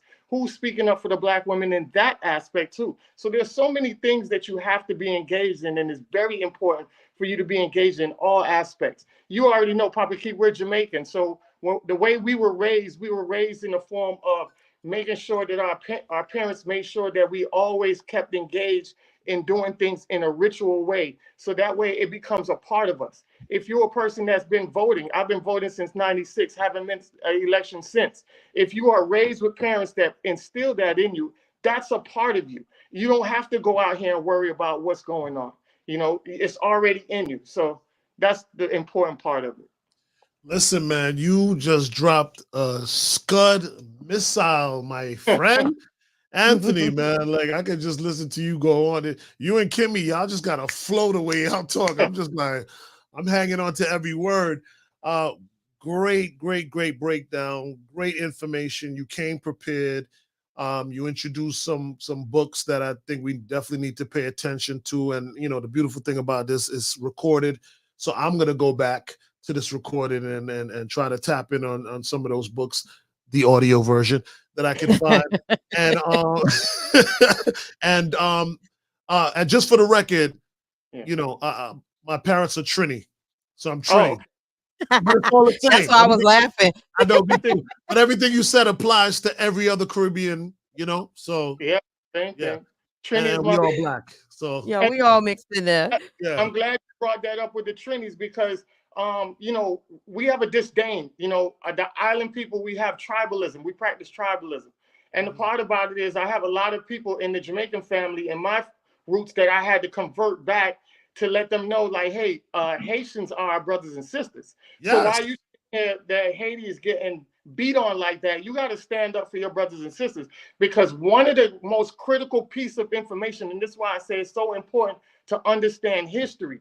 We don't talk about the unity of Jamaicans and Haitians in the 1804. Bookman was Jamaican Haitian.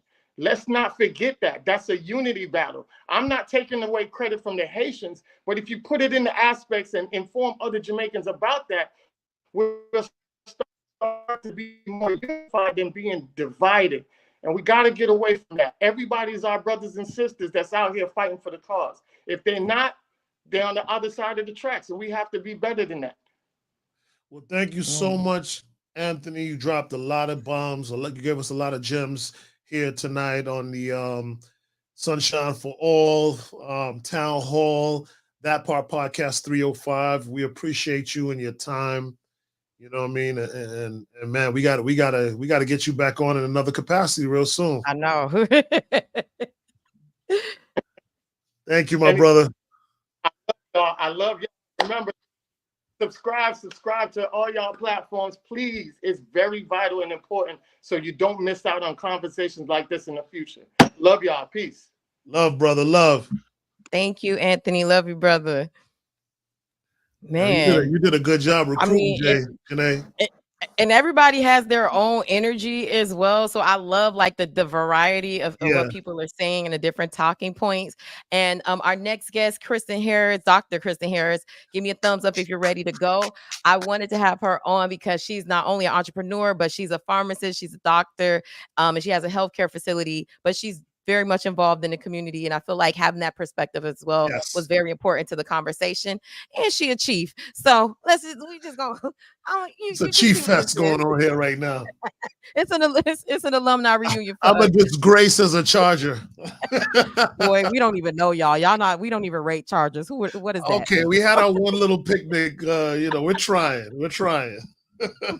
Barely, baby. Without further ado, I would love to welcome to the show Dr. Kristen Harris from Optimal Health. Hey, Janae. Hey, Papa Keith. Long time. I know. What's up, sis? It's so good to see you. So good to see you. My regards to your amazing husband, man. I love the both of you, man. Like, I'm such a fan. Janae know that he feels some kind of way that he wasn't invited on the show. They're a package deal, Janae. You is an invite to him, so I feel like it's a package deal. Tell Abraham, please, don't take it personal. We love him, okay? He could have definitely popped on with you. It's so funny. But this is amazing. I'm really happy you thought of me. I'm probably not the first person to come to mind when you're thinking about politics, because we're in healthcare, but the truth is politics is connected to us in every way, from every aspect of our lives. And that's something that has become very important to me in my recent years, something that I didn't realize was that important like 10 years ago when I was in my 20s.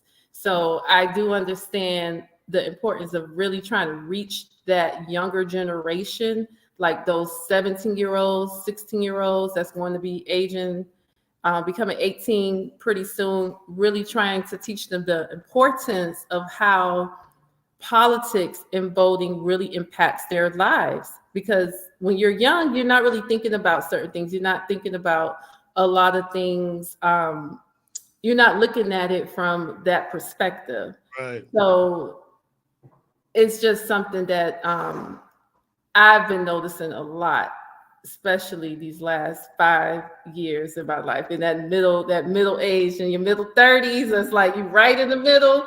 That's when adulthood becomes really adulthood, and you just really start seeing the significance and the impacts that everything that politics has on our lives. Absolutely. And Dr. Harris, I'm gonna give you your things. She's Carroll City's valedictorian, went to Howard University, has all the things.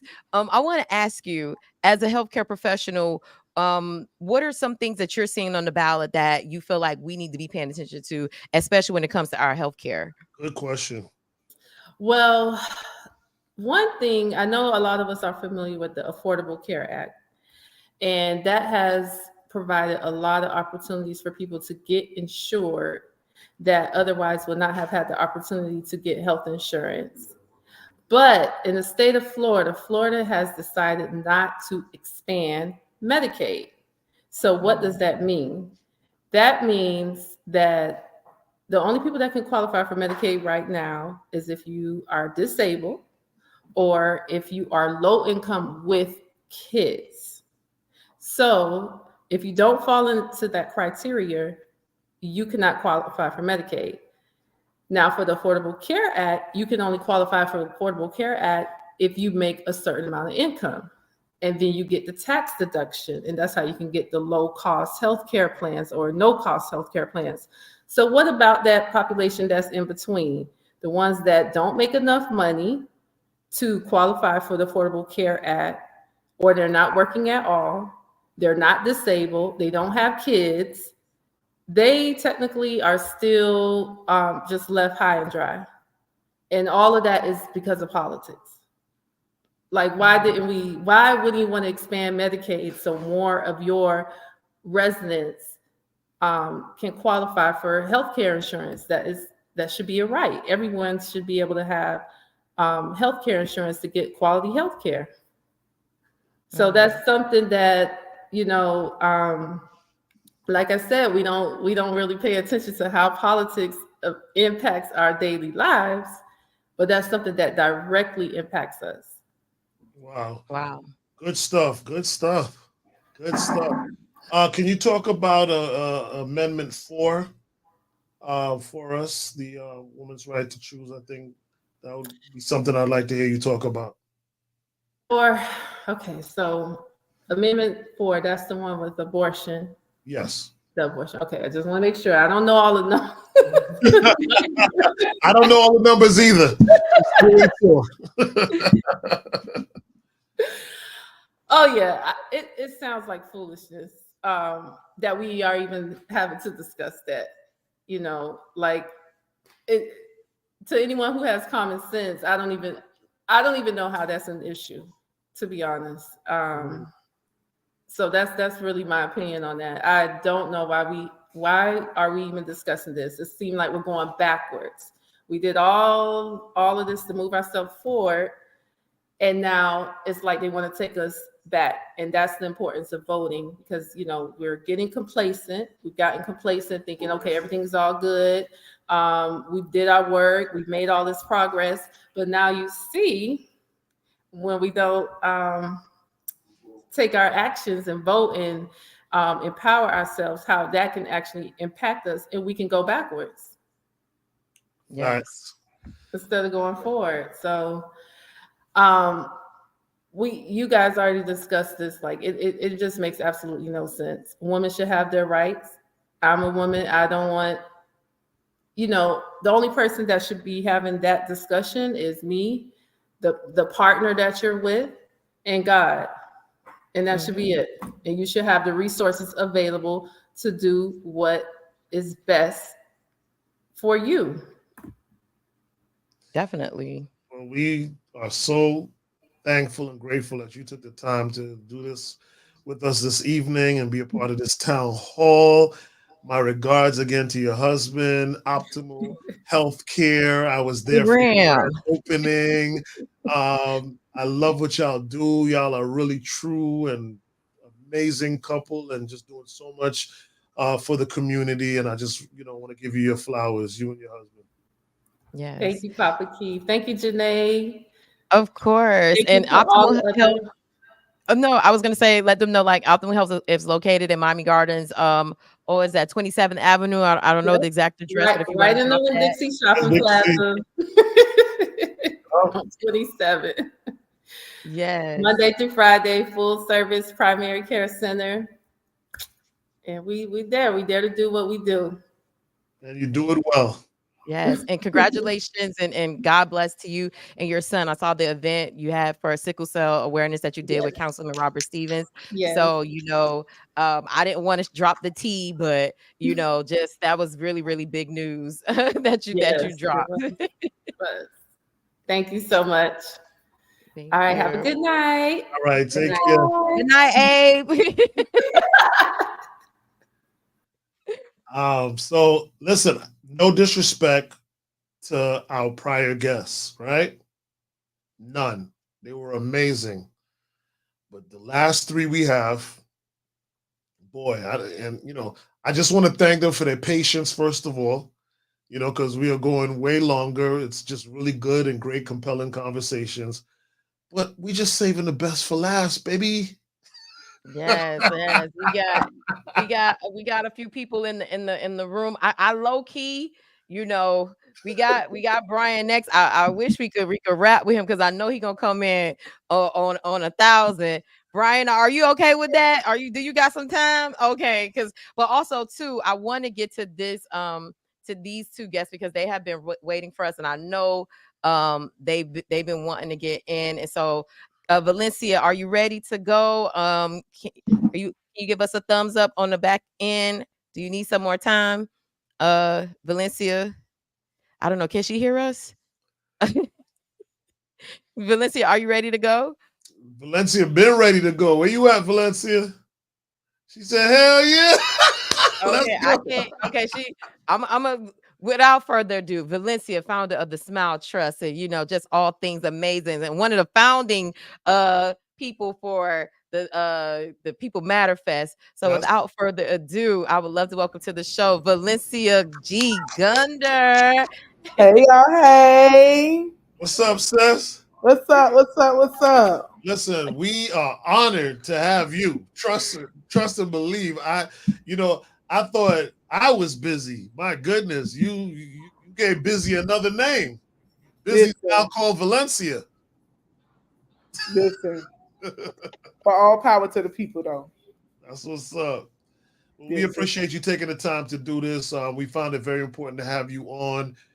You know that you've been a part of my journey to see where I'm at now. You know, it started with voting, quickly went to gun suppression, gun violence suppression, and here I am back to voting where I started. So it's great to have you on, Janae.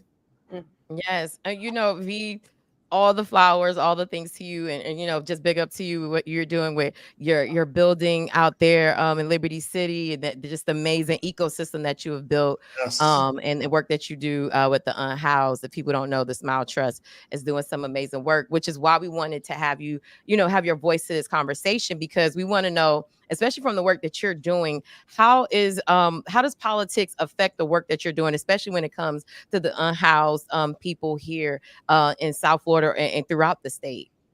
Yeah. So one, I would like for folks to remember that unhoused people are actual citizens too.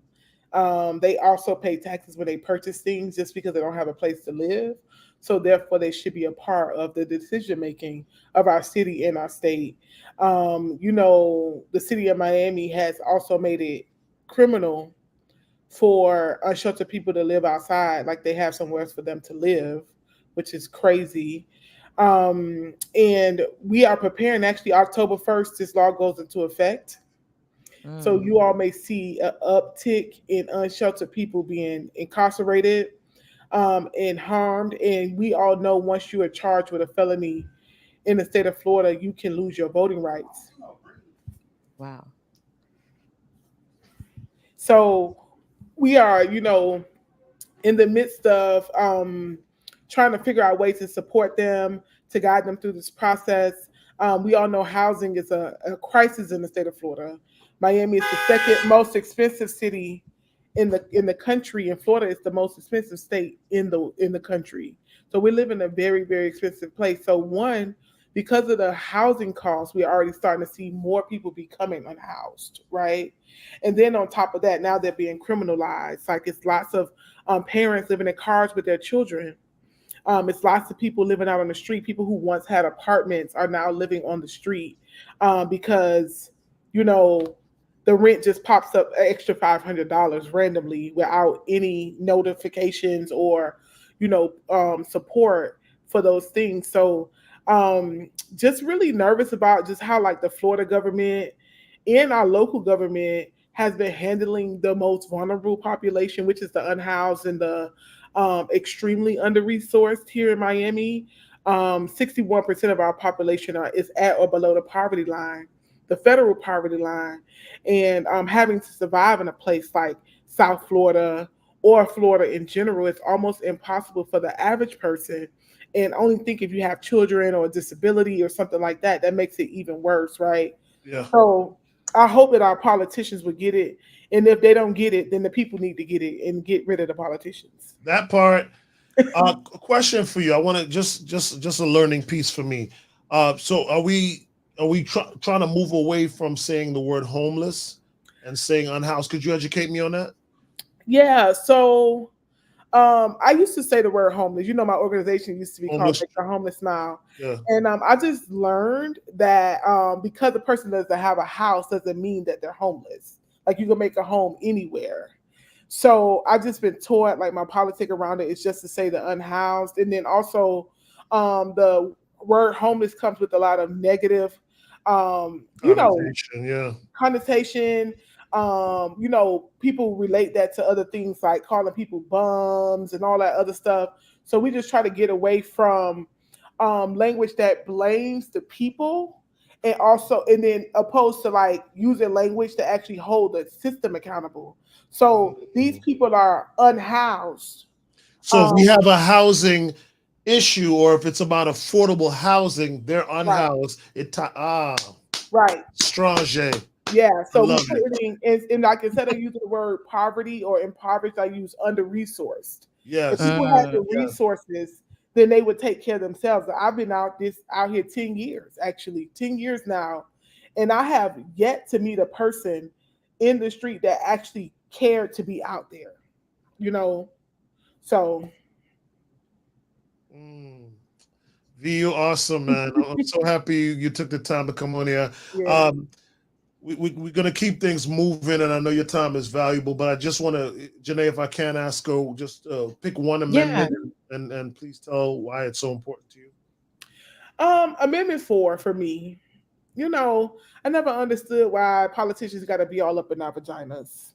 You know, for them to hate queer people so much, they be acting real fucking gay out here, bruh. Like it blows me. Like if I wanted a politician all up in my poom poom, I would have fucked one. You did. That bar. It blows me. Like I've been carrying this thing for 40 years. Y'all dig what I'm saying? I don't need somebody to tell me what I can and can't do with it. It's nobody else's job or responsibility but mine. Like what I decide to do with it or with whatnot. And then what blows me about this whole entire thing about anti-abortion is that these people are not pro-life in real life.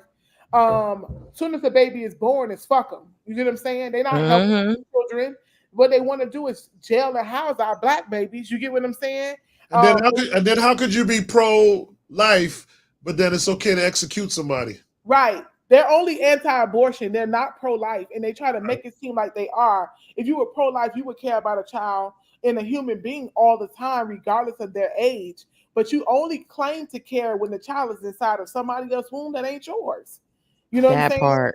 And my thing is, I think people need to realize that the moment we start allowing the government to control our bodies in this way, you know what I'm saying? Then it's going to lead to other things and other things and other things, y'all. And we have to realize that people worked really, really hard to make sure that we have these resources and services in a healthy way to make sure people make the best decision for themselves. Especially the state of Florida, it kills me. Come on now. Black babies getting murdered in the street. Trayvon Martin was murdered. No accountability. He was a child. But guess what? They claim they pro-life, which I wasn't pro-life when he was dead, or Jordan Davis was murdered, or when everybody else was murdered. I'm so sorry, y'all. I get so emotional about it because it's real. over these things when literally people should have the autonomy to make decisions that's best for themselves and their families. And honestly, it's a case-by-case situation. And I am definitely pro-choice. If you decide to keep a child, keep it. If you decide to do whatever you want to do, you do it. It's none of my business. You get what I'm saying? All I want to make sure is that a person has a healthy option, an affordable option to make the best decision for themselves and their community. And that is what's most important. And I just really hope people pay attention to that. This is them literally scraping away our rights little bit by little bit by little bit. That I think is super important for us to pay attention to in this moment. Yes, come on. Thank See you why so we Yes. Come on now. Can I invite y'all somewhere? Yes. Yeah. So the Black Collective, we talked to 10,500 Black people across Miami-Dade County, the largest Black data project in Florida's history. And we're going to release our agenda on October 5th. And overtime at the DA Dorsey House at 6 p.m. is completely free to community. It's going to be all the Miami vibes and everything. We're going to be passing out all of our reports. Y'all will have full access to this data. We talk about democracy really, really heavy. And I'm going to give y'all some drops real quick. The number one reason why Black people in Miami-Dade County say they do not vote is because they don't have the time to. One, the polls close too early. Two, most people are not given the time off to actually vote. That's one.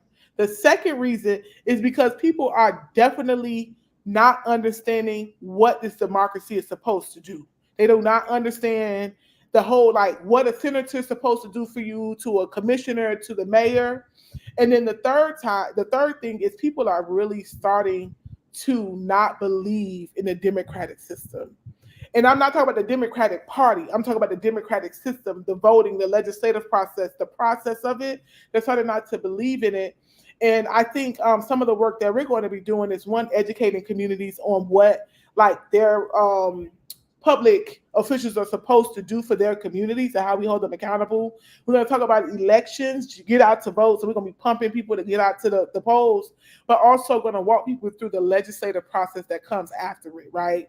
Because a lot of people don't understand, like Amendment 4 in 2018 passed, right? The Florida residents said this is what we wanted, but those politicians went right into the legislative halls in that January and rolled it back. And that's bullshit, right? And that's all a part of the democratic process. So those are some of the things that you'll find on the agenda.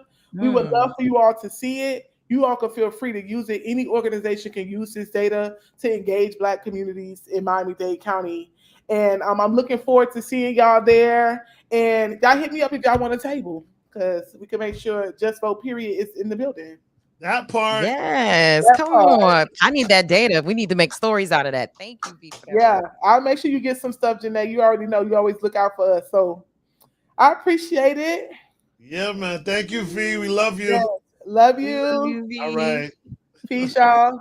Take care. Man, that was an amazing layup. And I want to make sure our next guest, I see Rep Ashley Gant is in the back stage. And also, too, that was a great tee up for also, too, Miami Herald's on Isaiah Smalls, too. So I feel like V, like, just handed the baton and ushered the conversation to our next guest. And so, Ashley, if you're ready to go, give us a thumbs up.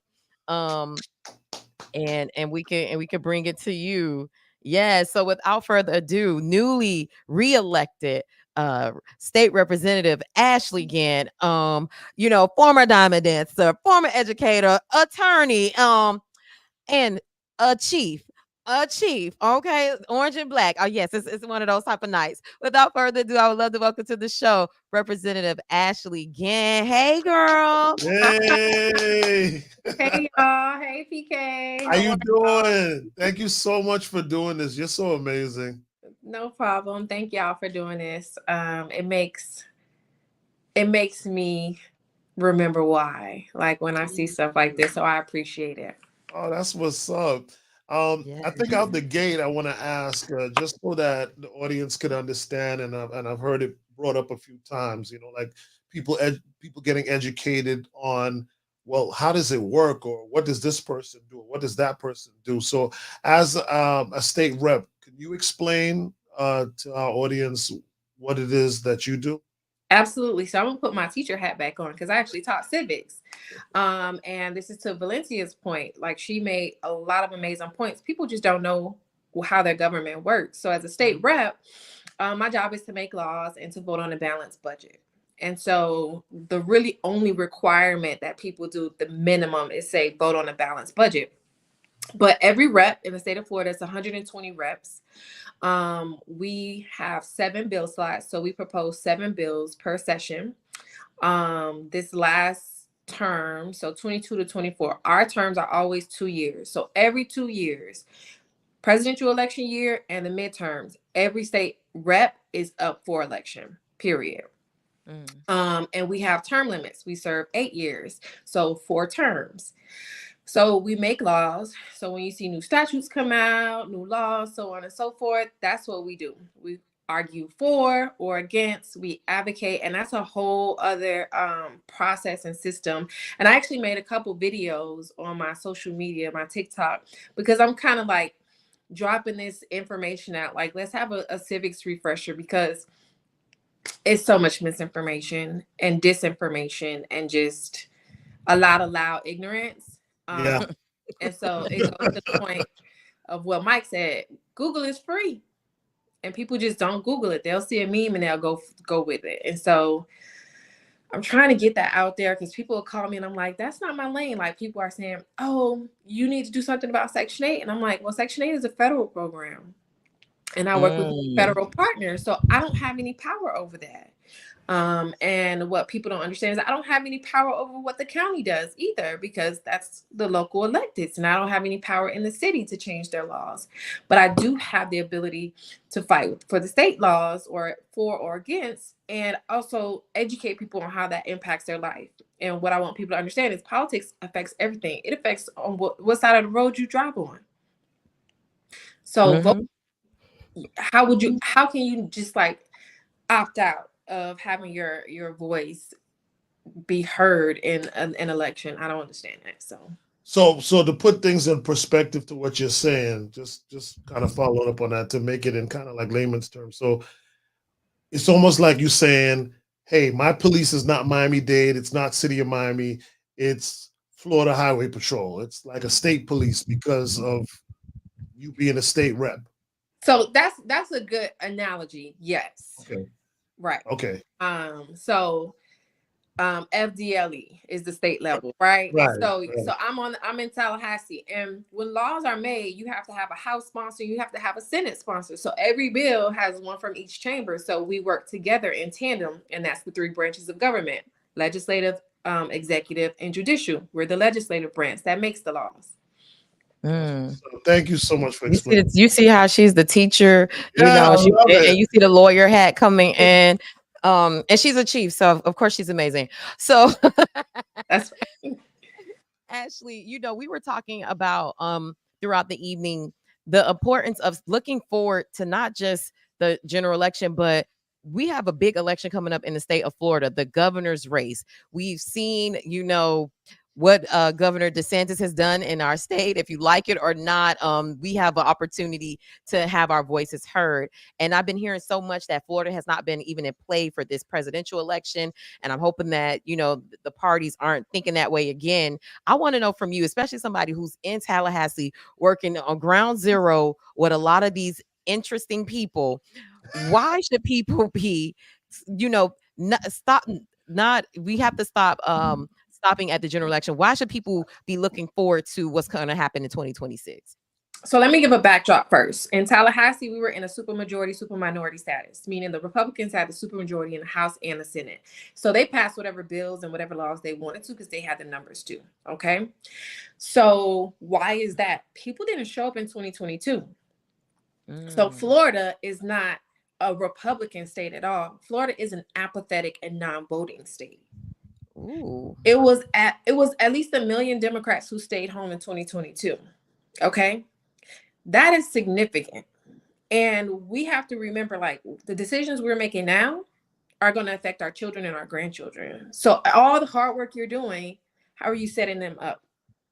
2026, again, all the state rep seats will be up and senator seats will be up.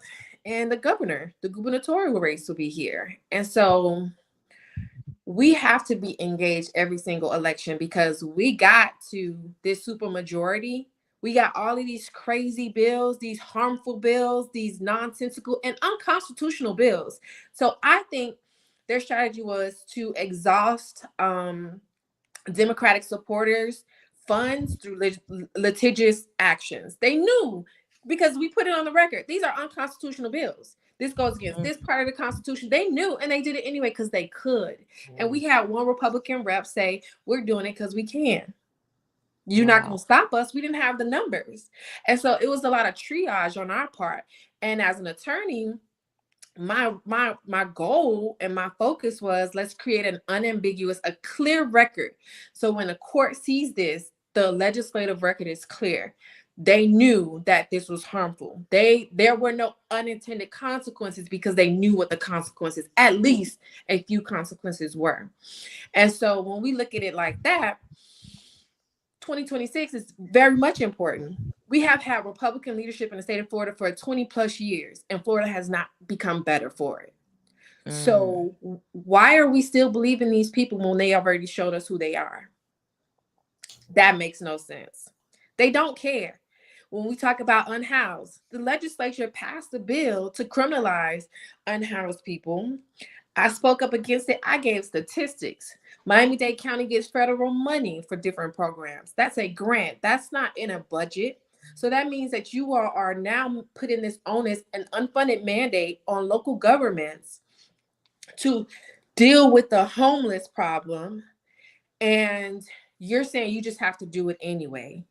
And so what I also want people to know is there are these very conservative think tanks all over the country happening.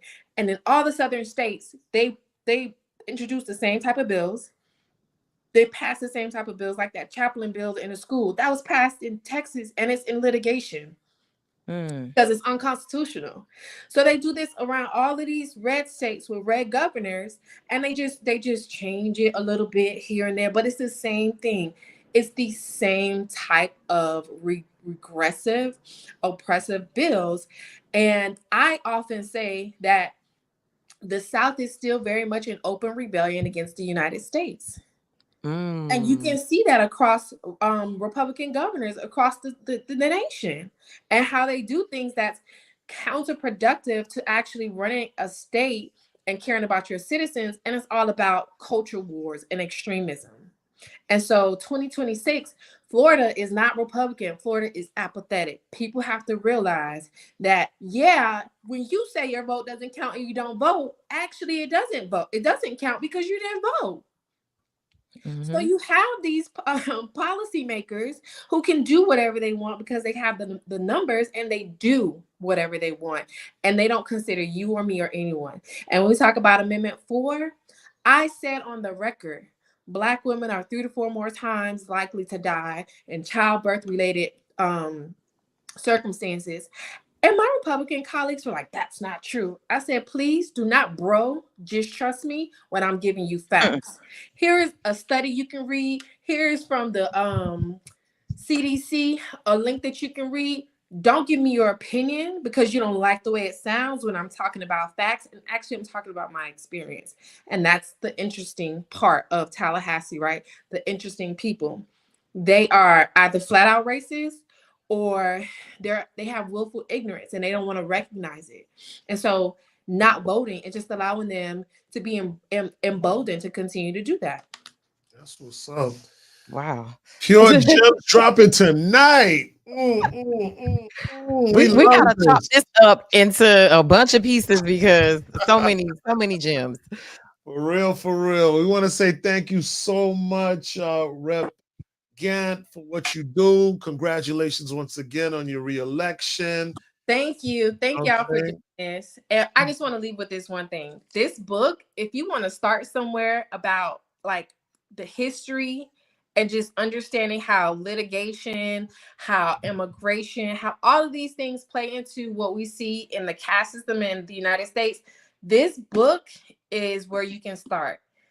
She did a phenomenal job of breaking it down. It's cast by Isabel Wilkerson, and I 1000% recommend this.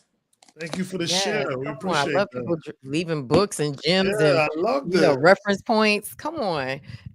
So thank y'all for doing this. It's much needed. Thank y'all thank y'all. No, thank you. I know you came from another meeting event and hopped on. So I thank you for seeing that this was an important conversation, and thank you for lending your voice to this. No problem. Thank y'all. Have a good night. All right. Bye. Take care. State Rep Ashley Gant in the building. You know what yes. I mean? I see we got somebody that wants to jump right on. I know. I see. We have actually we have Isaiah Smalls. I don't know how he wants me to announce him, but I wanted to have another colleague in media and journalism to add to this conversation. He's also I feel like he's Gen Z, but he may be a millennial. I feel like he's on the edge of both demographics. But without further ado, I would love to welcome to the show C. Isaiah Smalls II. Hey. Yo. Oh, y'all. It's good to What's see you. Good? I appreciate y'all having me. This has been a hell of a conversation. Like the heavy hitters, I'm just honored to even get the invite, y'all. So I appreciate y'all for sure. We glad to have you, man. And then thank you for what you do too. I mean, you cover so many things. People don't know that if you didn't cover it, it wouldn't be covered. You know what I'm saying? So we all debt of gratitude to you and for what you do, man. And clearly you do this because it's purposeful and you know that you're needed and it's needed. So thank you. For sure. No, definitely. No, thank you, Isaiah. And I wanted to have you on the show because I wanted to get your perspective as someone who works for, a major newspaper, major media outlet. What has been your view on the election coverage, especially when it comes to the Black community or millennials or Gen Z? Like, what has been the conversation in your world? Yeah, so it's interesting because I'm not necessarily in that world as much anymore, but I'll just reflect on my past experience. I mean, I think and you know, anytime it's a presidential election year, it's always just a little bit hectic, right? Just from what I hear from my friends and you know who work for CNN and across the you know media landscape, like it's super hectic, right? And it to me, it's always kind of bothered me, at least more so recently, that focus on just the presidential election when, you know, as Representative Gant just said, like, you know, it's like that's just one small piece of the puzzle, right? Like I think, you know, Representative Gant is a great person, just because she really is a reflection of the community and really is, you know, is a testament to the power of really just voting for people that look like you, voting for people that have the same, you know, values as you, because people at her level are actually more equipped to make change than the guy, or you know, hopefully it's a woman, but you know, I'm not gonna wave my hand. Nonpartisan, I forgot. Let me wave that around. Let me wave that but, whoever is in the White House, you know, they don't really matter as much, you know, as you know, the governor, commissioners, you know, all those people. So Yes, What's up? definitely. Go ahead, JT. And so, you know, for you, you know, in you could say in your individual capacity, because I know as a journalist you have to stay, you know, unbiased. But I wanted to know from you, just as someone living in Miami and South Florida, living in Florida, you know, can you speak to the importance of being civically engaged? Because I know a lot of the work we do as journalists is kind of borders the line of advocacy. And so, can you speak to the importance of that? yeah, so my thing is this, right?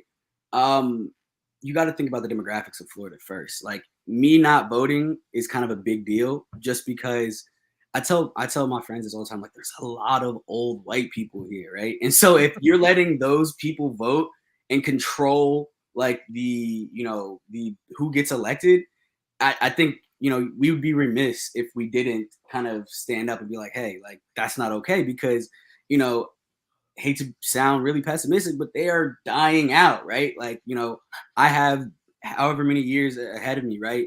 And you know, people my age, we need to be voting, because if not, then all we're gonna do is just complain. Like, think about it. Like when DeSantis was elected, right? Was that 2018? I think it was a year before I came down here. That single election has just changed so much in Florida history, right?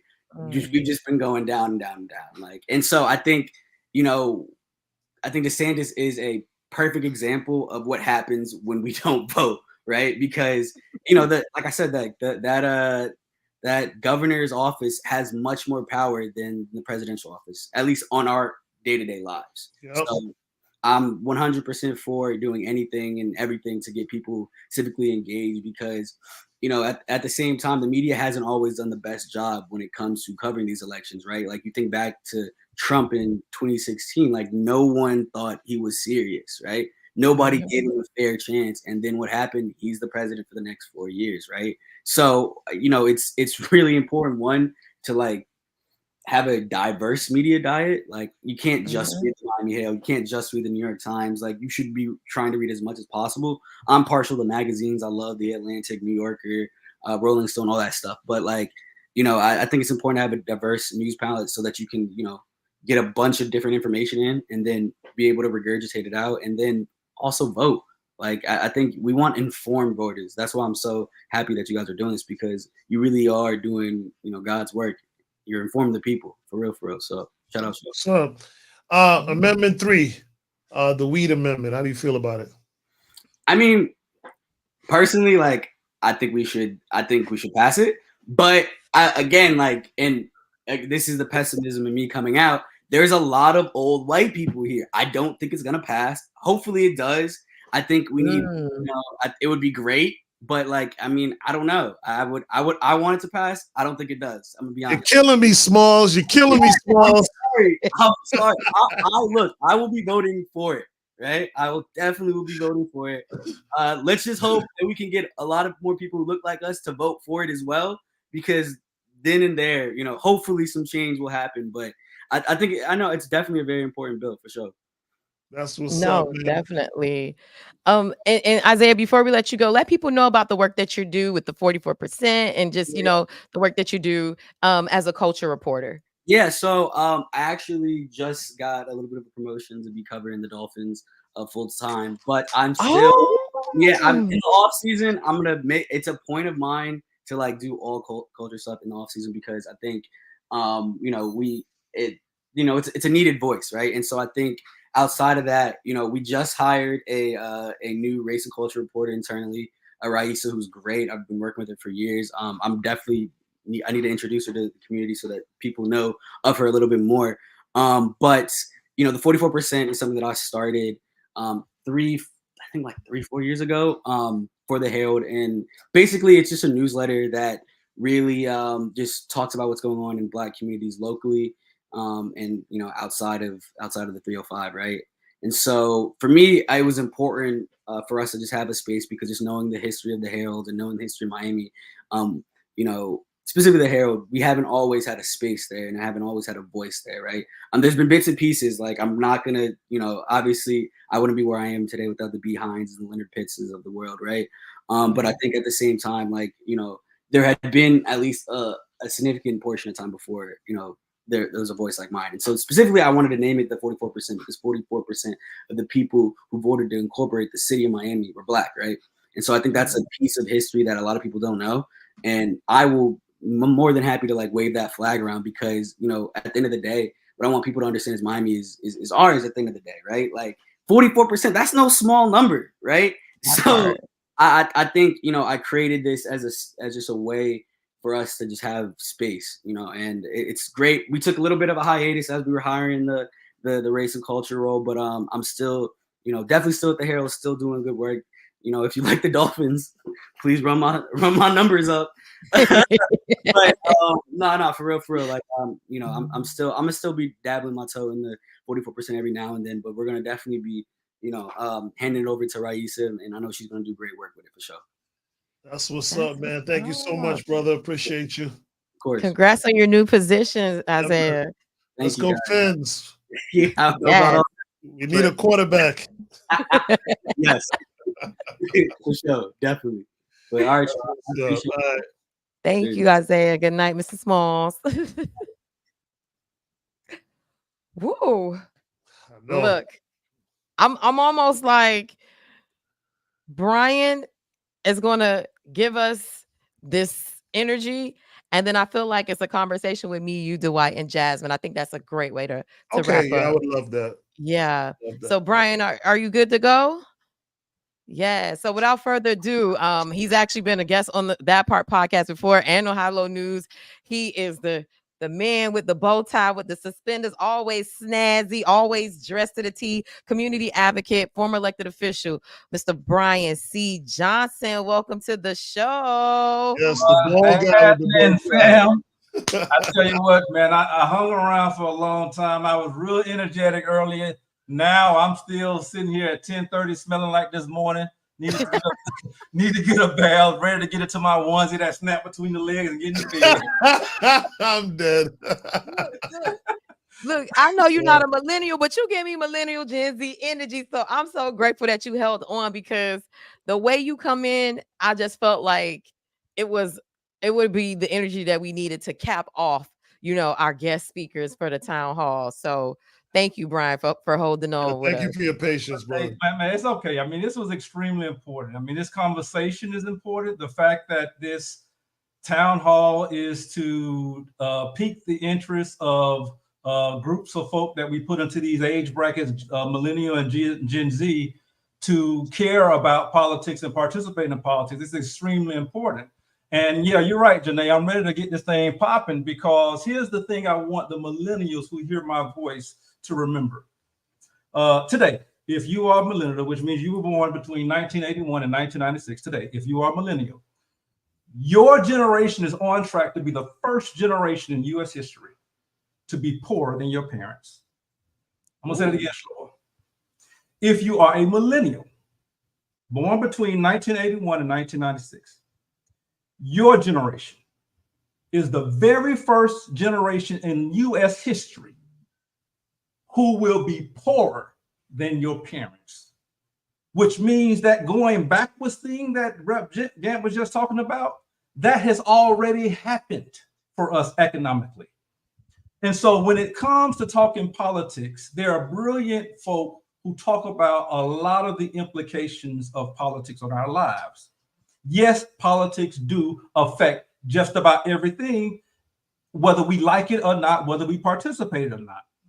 But I tend to like to focus on that thing, or this brand of politics that I call prosperity politics. That is, that using politics as a tool to create a pathway to prosperity. The very first Black mayor of the city of Atlanta, Maynard Jackson, had this quote that I use as my mantra as a former politician. And he said that politics, though imperfect, is the most effective nonviolent way to improve how Black people live. Politics, though imperfect, so we admit that politics are not perfect, but is the most effective nonviolent way to improve how we live. Now, why would anybody disagree with him when you can leave here, fly to Atlanta, and you can leave your seat on the plane in Atlanta and make it all the way to your bed in a hotel before you see an employee who is not Black? In other words, Maynard Jackson believed that politics can create prosperity for Black people, so much so that he created a whole Black middle class that all of us can see every time we go to Atlanta, because he used politics to include us in the government economy. I did some of that when I was Vice Mayor of West Park. I used politics to make sure that people felt that I was being effective, and they can define my effectiveness by what I put in their bank accounts.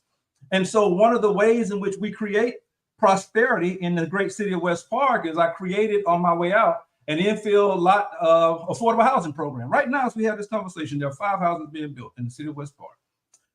3-bedroom, 2-bath, 1,500 square foot, 2-car garage with all the amenities. Valued at about $500,000, being sold for $325,000 with $100,000 in purchase assistance. That means that there are 5 families in the city of West Park who are moving to a brand new house with more than $150,000 in equity. That's because of politics. And so if you believe that politics don't matter to you, if you don't think that politics is a way to help millennials who are going to be the first generation to be poorer than their families to catch up economically, let me ask you this question. Why in habanero hell will Scott spend $160 million out of his own pocket in the last 2 elections to win a Senate seat that pays $174,000 a year? Why would Rick Scott spend $160 million out of his pocket to win a Senate seat that pays $174,000 a year? Of course, politics is a pathway to prosperity. I'm gonna pause there because I want to deal with this governor thing. You about to switch gears to the governor's race? Because I gotta switch gears to the governor's race. I know we're running out of time, but but definitely, roll into it, because that's something else that we've been talking about. Like, what's at stake and why people need to be paying attention right now. So I believe in hood politics, and there's a thing in the hood that we used to always say that you try to avoid ass whoopings by any means necessary. At the very least, don't get the new ass whooping for an old reason. Don't get a new ass whooping for an old reason. In other words, you just heard Rep. Gant articulate beautifully that we're not a red state, we are an apathetic, low voter state. And that apathy and that low voter turnout has really hurt us in the last 6 years under a Republican, under Governor DeSantis. It has really hurt us in the last 27 years under Republican legislature. And right now, the biggest issue I see moving forward is that some of us are still apathetic, and even more of us are still falling for the okie doke, and we're withdrawing ourselves from the process. Let me give you some numbers. In 2008, Broward County had a historic election turnout. Barack Obama was on the ballot. We had about 69% voter turnout. Even though that means that 31% of people stayed home, 69% of the people showed up because we believe in a Black man becoming president. Barack Obama won Florida. 2 years later, in 2010, that turnout dropped to 11%. So you went from 69 voted from Obama to 11% when all of the senators and legislators that will go to Congress and all of the legislators at the state level were being elected. So in other words, PK, what we did was we got a first down with Obama, and we started spiking the ball and throwing Gatorade and the first down won the game. But we forgot to go back and vote again to create the Congress and the state legislatures and the local people that we need. And so what ends up happening is you get that super majority that Rep. Gant was just talking about. Now, you heard Kimmy earlier rail off a lot of the problems, a lot of the bad things that Governor DeSantis has done. And yes, he has done a lot of those things. But what she didn't mention is that one of the things that he also has done is he's targeted loudmouth, unapologetic advocates like myself, who've been targets of frivolous ethics investigations just because we don't like it.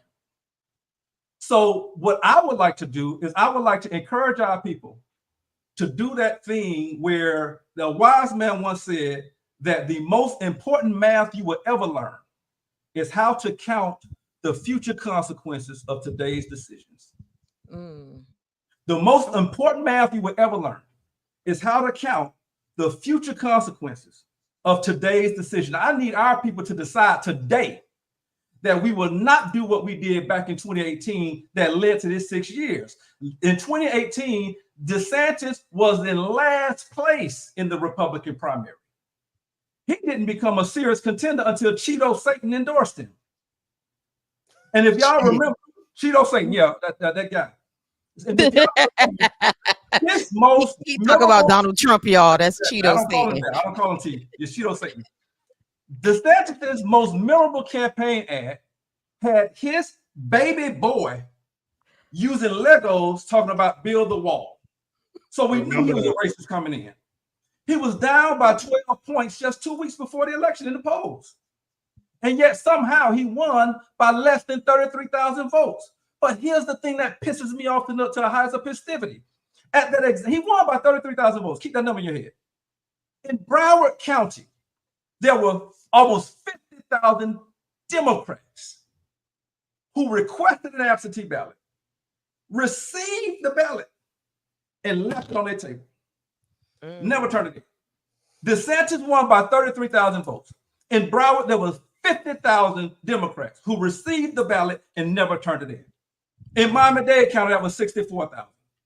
Wow.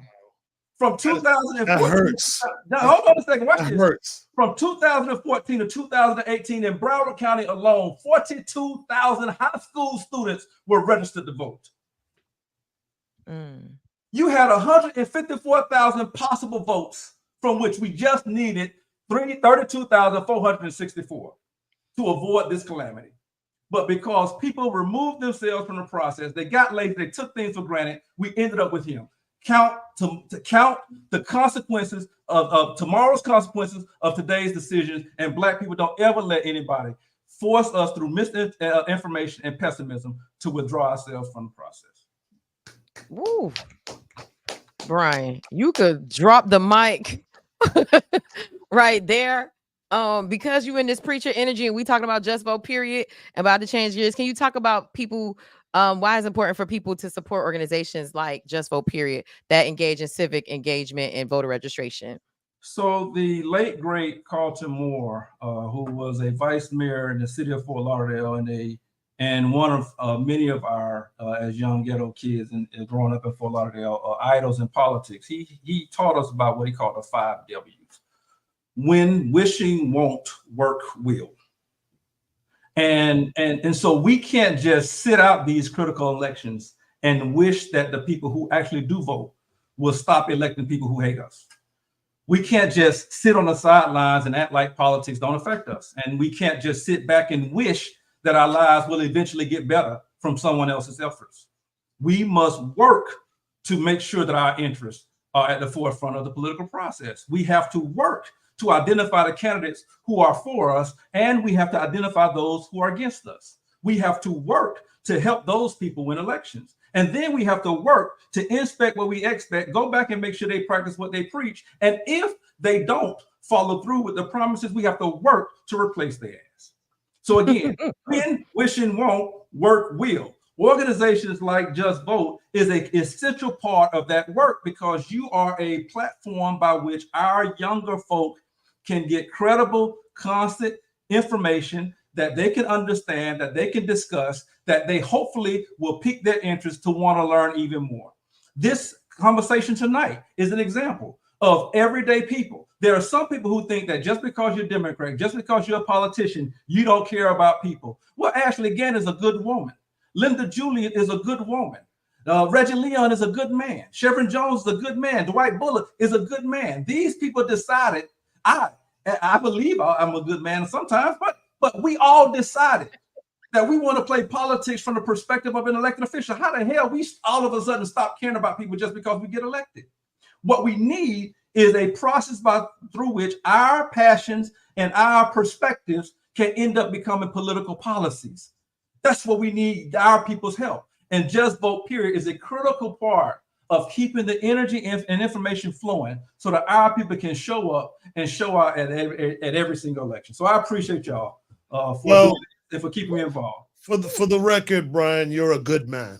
God gonna bless you real good, brother. I caught the spirit from that You one. gotta go to church Sunday. This count. That count is church. Thank you.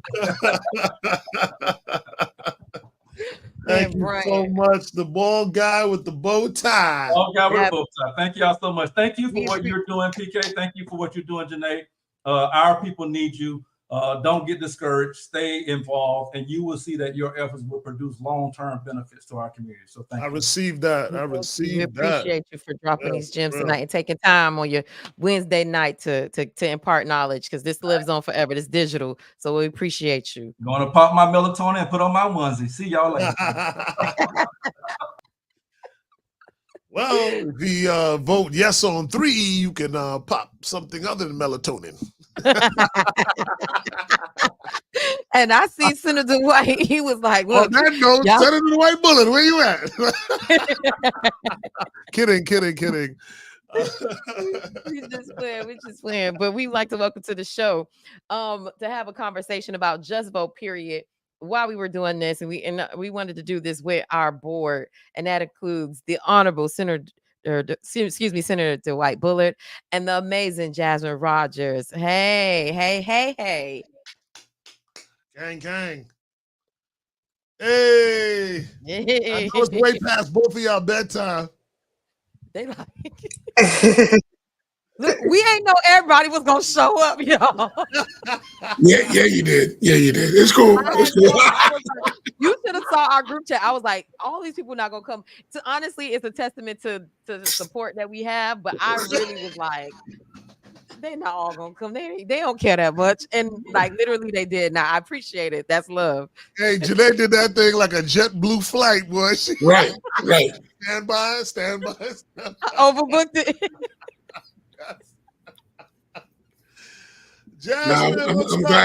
I'm glad everything turned out successfully. It was great to watch. A lot of engagement. Folks on YouTube blowing it up. So it was powerful. So happy y'all, manifested it and made it happen. That's what's up, man. It's all Janae, man. Kudos to you, JT, man. This was a great idea. Yes, definitely. And a great way for people for us to have a conversation. And organically, each guest kind of had their own lane and different things to say and gave people different subject matter to talk about. And so I felt like, Just Vote Period, us being a board, could kind of speak to why we do the work we do, why we're volunteering to be a part of this initiative. And, Senator Bullard or Jasmine, either one of you could jump into that, because, we've been talking about how can we do this? How can we introduce our audience to the work that we're doing? And so, you guys can speak to the importance of that and just kind of the work that we're doing. No doubt. Well, I mean, as you see it scrolling across the bottom, Just Vote Period, the vision that PK had, really wanting to create a container, a conduit to kind of hold the concerns and needs of voters who generally don't engage in normal electoral stuff. That is what we, are trying to do. And so tonight's show is a reflection of that, right? You had non-traditional folks from non-traditional, non-political spaces really sharing their thoughts and their concerns around where we are in this moment. I mean, elected officials are great, but it was really, for me, the thing that was most impactful was seeing people who are every day, you know, you're going to see the doctor, or you're going to, this is your realtor, or this is your person who kind of just is a social influencer who you didn't think was political, now being able to share their opinions and ideas. So I think it's dope that tonight happened, but I also hope people take something away from it to not be fearful about speaking up in a moment like this. You know, people oftentimes joke about Florida and say that Florida is such a 50-50 state that they have a hard time deciding between ice cream and a kick in the head in terms of which one they. And it's like, it's sad but true, right? The reality is that we are this state, as Rep. Gant laid out, where you have a lot of people that kind of just sit on the sidelines and then don't understand why their beaches are closed because of algae blooms. That's political. Or people don't understand why hotel rates have gone up too high. That's political. Or why housing is unaffordable. That's all political. So it's really engaging those people to get off the sidelines and step up. Yeah.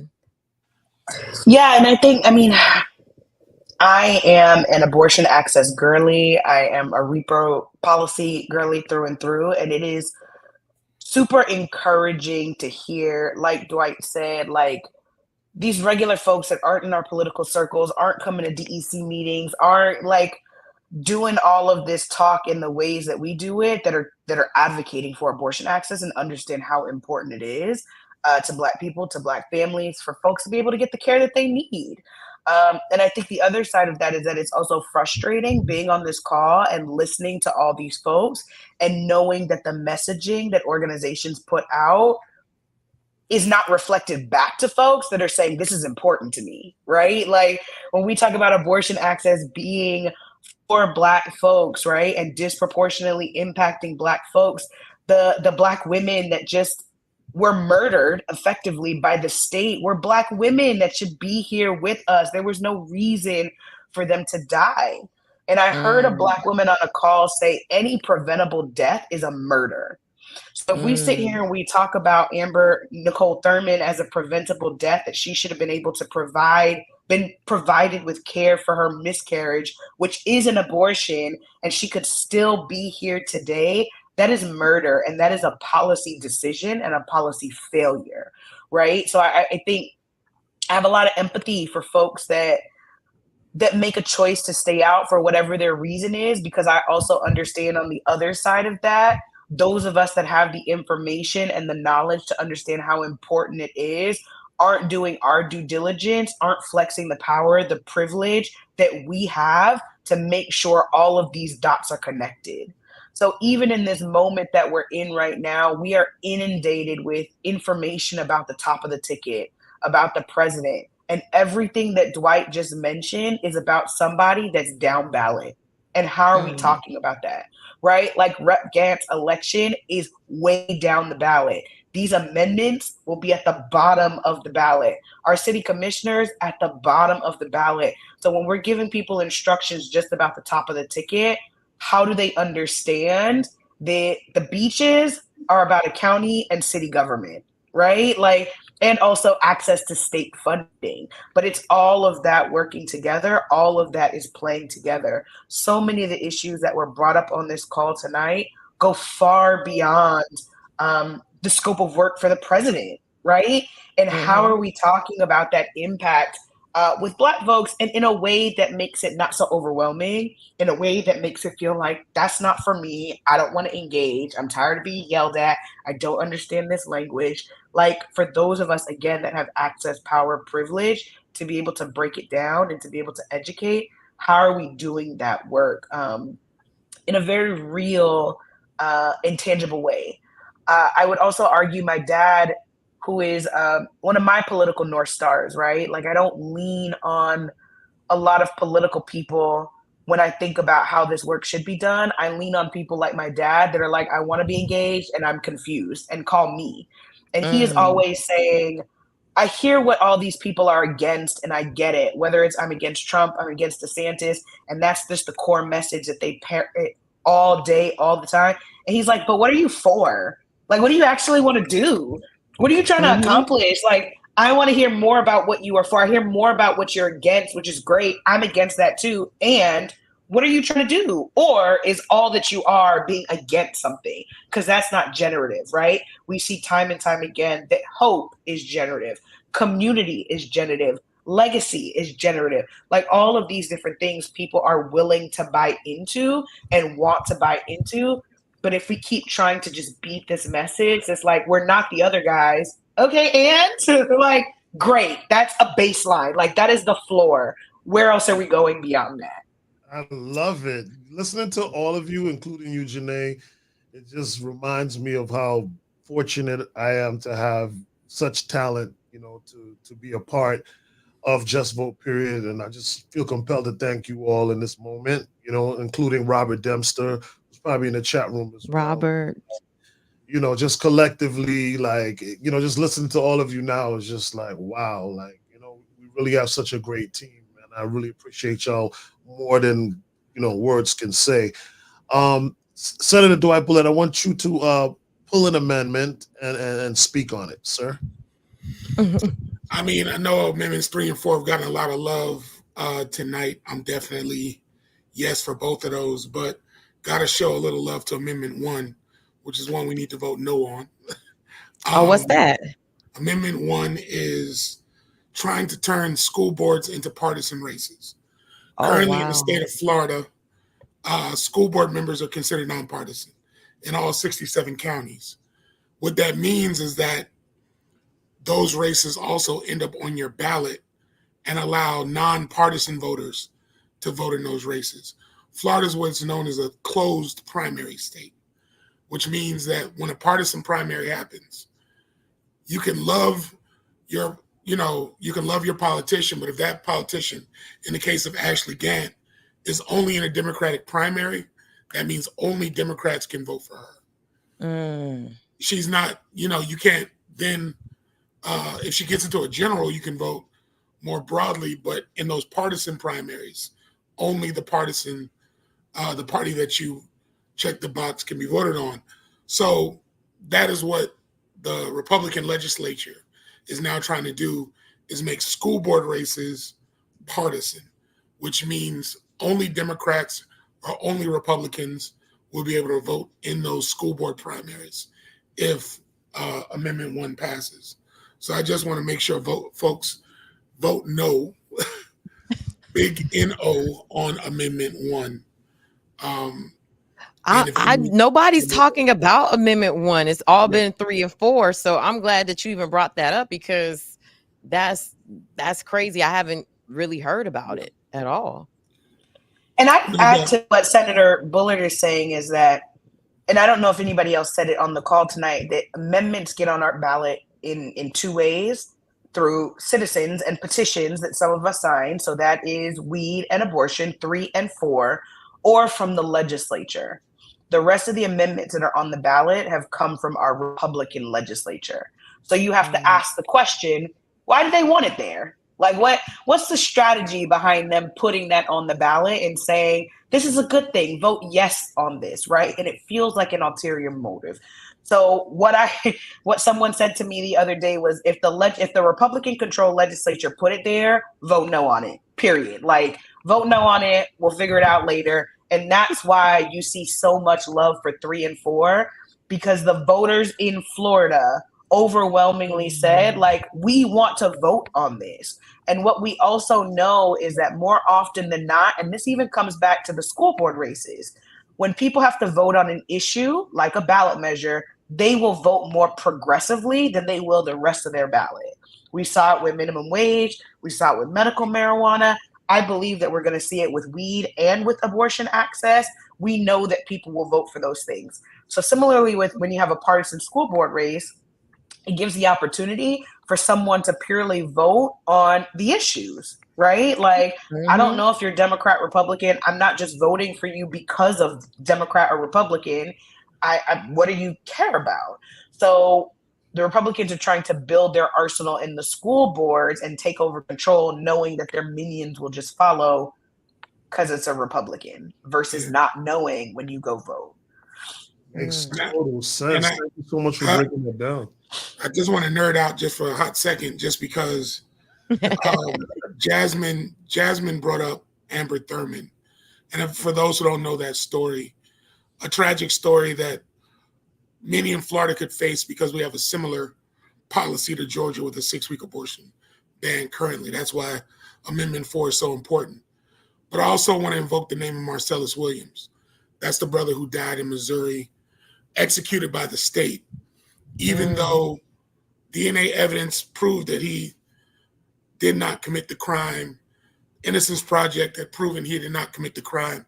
The family of the victim asked for leniency, yet he's no longer with us because at 6 p.m. yesterday, the state of Missouri executed him. 3 judges, right? Huh? 3 judges did that, right? Right, but I want to bring that up because also on the ballot is Supreme Court judges. Here in the state of Florida, our Supreme Court judges go through what's called a retention vote, where we can either vote to keep them or reject them. 2 of those judges are going to be on the ballot. Both judges appointed by Ron DeSantis. And just so you understand the configuration of our Supreme Court right now, it is wholly Republican. They tried everything in their power to knock Amendment 4 off the ballot, to call into question its legitimacy already. But because it was a strong legal case, we got a chance to vote on it. But I just want to stress that you have 2 Supreme Court judges who don't clearly care about women's, agency or their ability to make their own decisions. So again, in the spirit of voting no, when you see those 2 Supreme Court judges, the question is a yes or no question. I'm suggesting no. That part. look, the way I'm glad that you kind of broke down these things that aren't as sexy as the weed and the abortion amendment, but they are going to affect us, our everyday life. So thank you so much for bringing that out and nerding out, as you said, because that's also to a part of this conversation as well, because a lot of times we don't know these things are happening and how they're going to affect us. So thank you for breaking that down. Before we let you guys go, I would like for you guys to kind of just give people why you're part of Just Vote, period, why they should support us, and why we should keep, why they should, support us so we can keep doing things like this. Jasmine, we can kick it off with you. I mean, it's you and PK, duh. And no, but seriously, I think that I am a preacher's kid. A Baptist preacher's kid. I really love storytelling. I really love parables. I really love these conversations about, come all unto me and the least of these. I really love that Jesus was hanging out with prostitutes, right? And murder. I really love that. And I think that is the way that we should be running politics, right? Like, not in a way that is us sitting in an ivory tower telling everybody else what they need to do, but it is very much like getting down and dirty and having these conversations and asking these questions.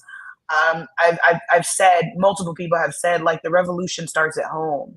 And I've encountered so many people in politics, particularly white people, that would rather spend hours sending postcards to strangers than talking to people in their neighborhoods, and talking to people across their dinner table, than holding those folks accountable, than listening to their concerns, right? And with like an empathetic voice that's like, yeah, cutting through the bullshit, right? And trying to understand, what do you really care about? And how do we reflect that in policy, right?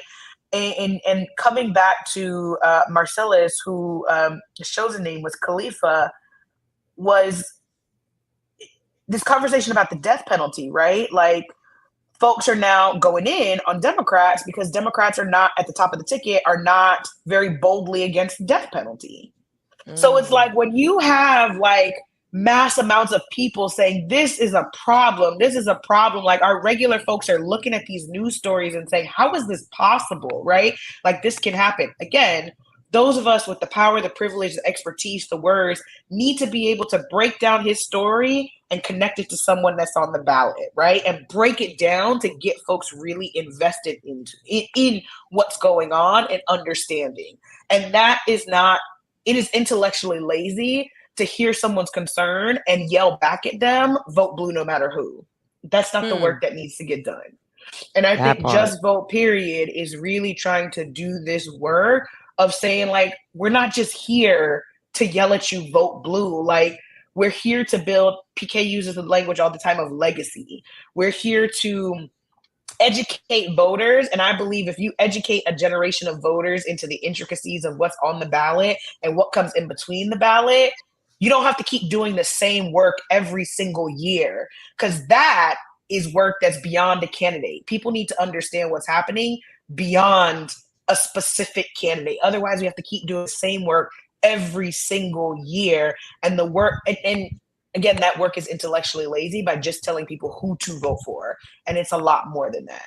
So that's why I think that Just Vote Period has the opportunity to make politics sexy, to bring in people that have never been talked with before, have never seen themselves reflected in political conversations, and prioritize what they're saying. That part. Listen, I got, what more can I add to that? I mean, just laid it out there. I mean, I'm just thankful that you allowed someone from Killian to be amongst all these chiefs tonight.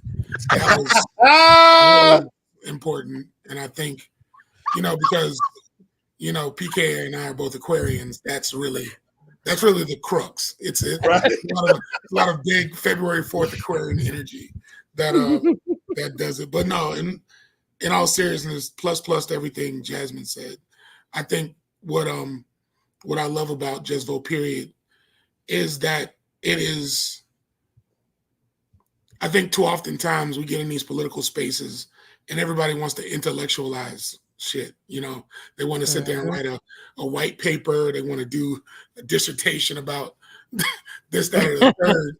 And sometimes it's just KISS method. Keep it simple, stupid. And that is what Just Vote Period aims to be. We want to keep it bite-sized, keep it digestible, keep it very easy and to understand, and make it comfortable for people to ask the questions. Because I think a lot of times in political spaces, people who are professionals, non-professionals, you name it, feel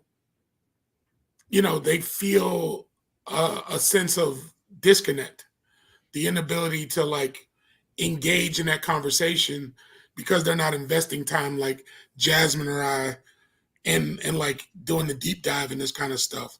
And so what ends up happening is they end up staying home because they're either don't know or are fearful to ask about or ask the important question. And so therefore they sit there and stay home because it's like, I don't want to make the wrong decision. And so I think Just Vote Period is trying to, break down those walls and break down those barriers for folks. So that's why I'm happy to be a part of it. Yay. We're happy that you're part of it. And it's so great to work with you guys. I'll be grouchy in the morning. Like we be putting a lot into this, but I wouldn't want to be in the foxhole with anybody else but you guys. And also huge shout out to the Just Vote Period social media team, Tammy and Zane, who have us with the graphics and the memes on social media. So salute to you. And also salute to our producer, That Part Podcast producer, Derica J, who's also the managing editor for High Low News. And she hanging in there with us. She's in Tampa. So we're sending her prayers and safety and angels of protection around her as hurricane, is it Helene or Helen? Yeah. Whatever, the hurricane hit in the Tampa. So we praying for her safety. And we actually had Representative Rayner out of St. Pete. She was supposed to join, but the storm, she was preparing for that. And also to the Miss Black Florida USA president, Nari Fitzgerald, who's also in Tampa. She couldn't join us tonight. So just want to send our love to our brothers and sisters across the state who are in the path of the hurricane. We hope that it dies down and there's not any extreme damage. But thank y'all for riding out with us tonight. I just wanted to give those quick shout outs. A shout out to my auntie Lori and my mama watching from Miami Gardens in Savannah, Georgia. Hey y'all. Hey y'all.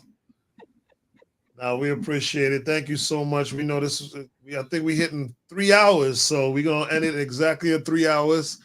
Look, this is actually shorter than those Zoom calls, the Win with Black Women and the Win with Black Men. So really, we really still did less than them. But this is way more than us. But them calls, I was on that call for 6 hours. Like that Win with Black Women call. Yeah. Wow. And it stayed on the whole time. I was crying and praying and doing all the things. That's what's up. So this was great. So this was our aftermath with our team. Thank you so much. Please don't forget to make sure you go to our website, justvoteperiod.com. We would love to accept your donation. Anyhow, you can help us continue to do this podcast and many other things that we do. We appreciate it. We also now have a new website for that part, podcast305.com. Check that out as well. There's links to High Low News there. Make sure you subscribe and register for High Low News. And a big shout out to Florida Rising, Senator Dwight Bullard, and a big shout out to Jasmine Rogers, folding chair. Did I say that right? I don't know, like it's folding chair. Very good. You did. Yeah. Yes. That's what's up. All right. And we done, right? PK, look, y'all. PK, I was laughing a lot because I know he was tired. And I know it's past his bedtime.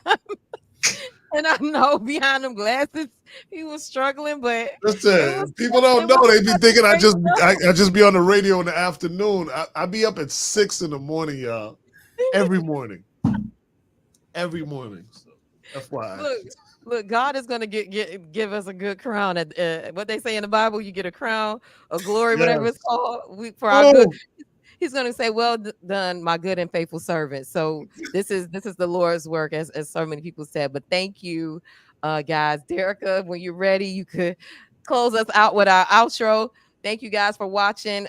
Put some fire in the chat if you loved what you saw tonight. That engagement also helps us on YouTube as well. So that's why I'm always asking y'all to put something in the comments if you're still watching. So thank y'all. Put some applause, put some fire if you enjoyed what you saw tonight. Like and share. Follow us on social media. All of those things helps us with getting the message out there and growing the podcast. Thanks for coming up with this idea, Janae. You're awesome. You're the best co-host. Thank you. Sorry, Kimmy B. I just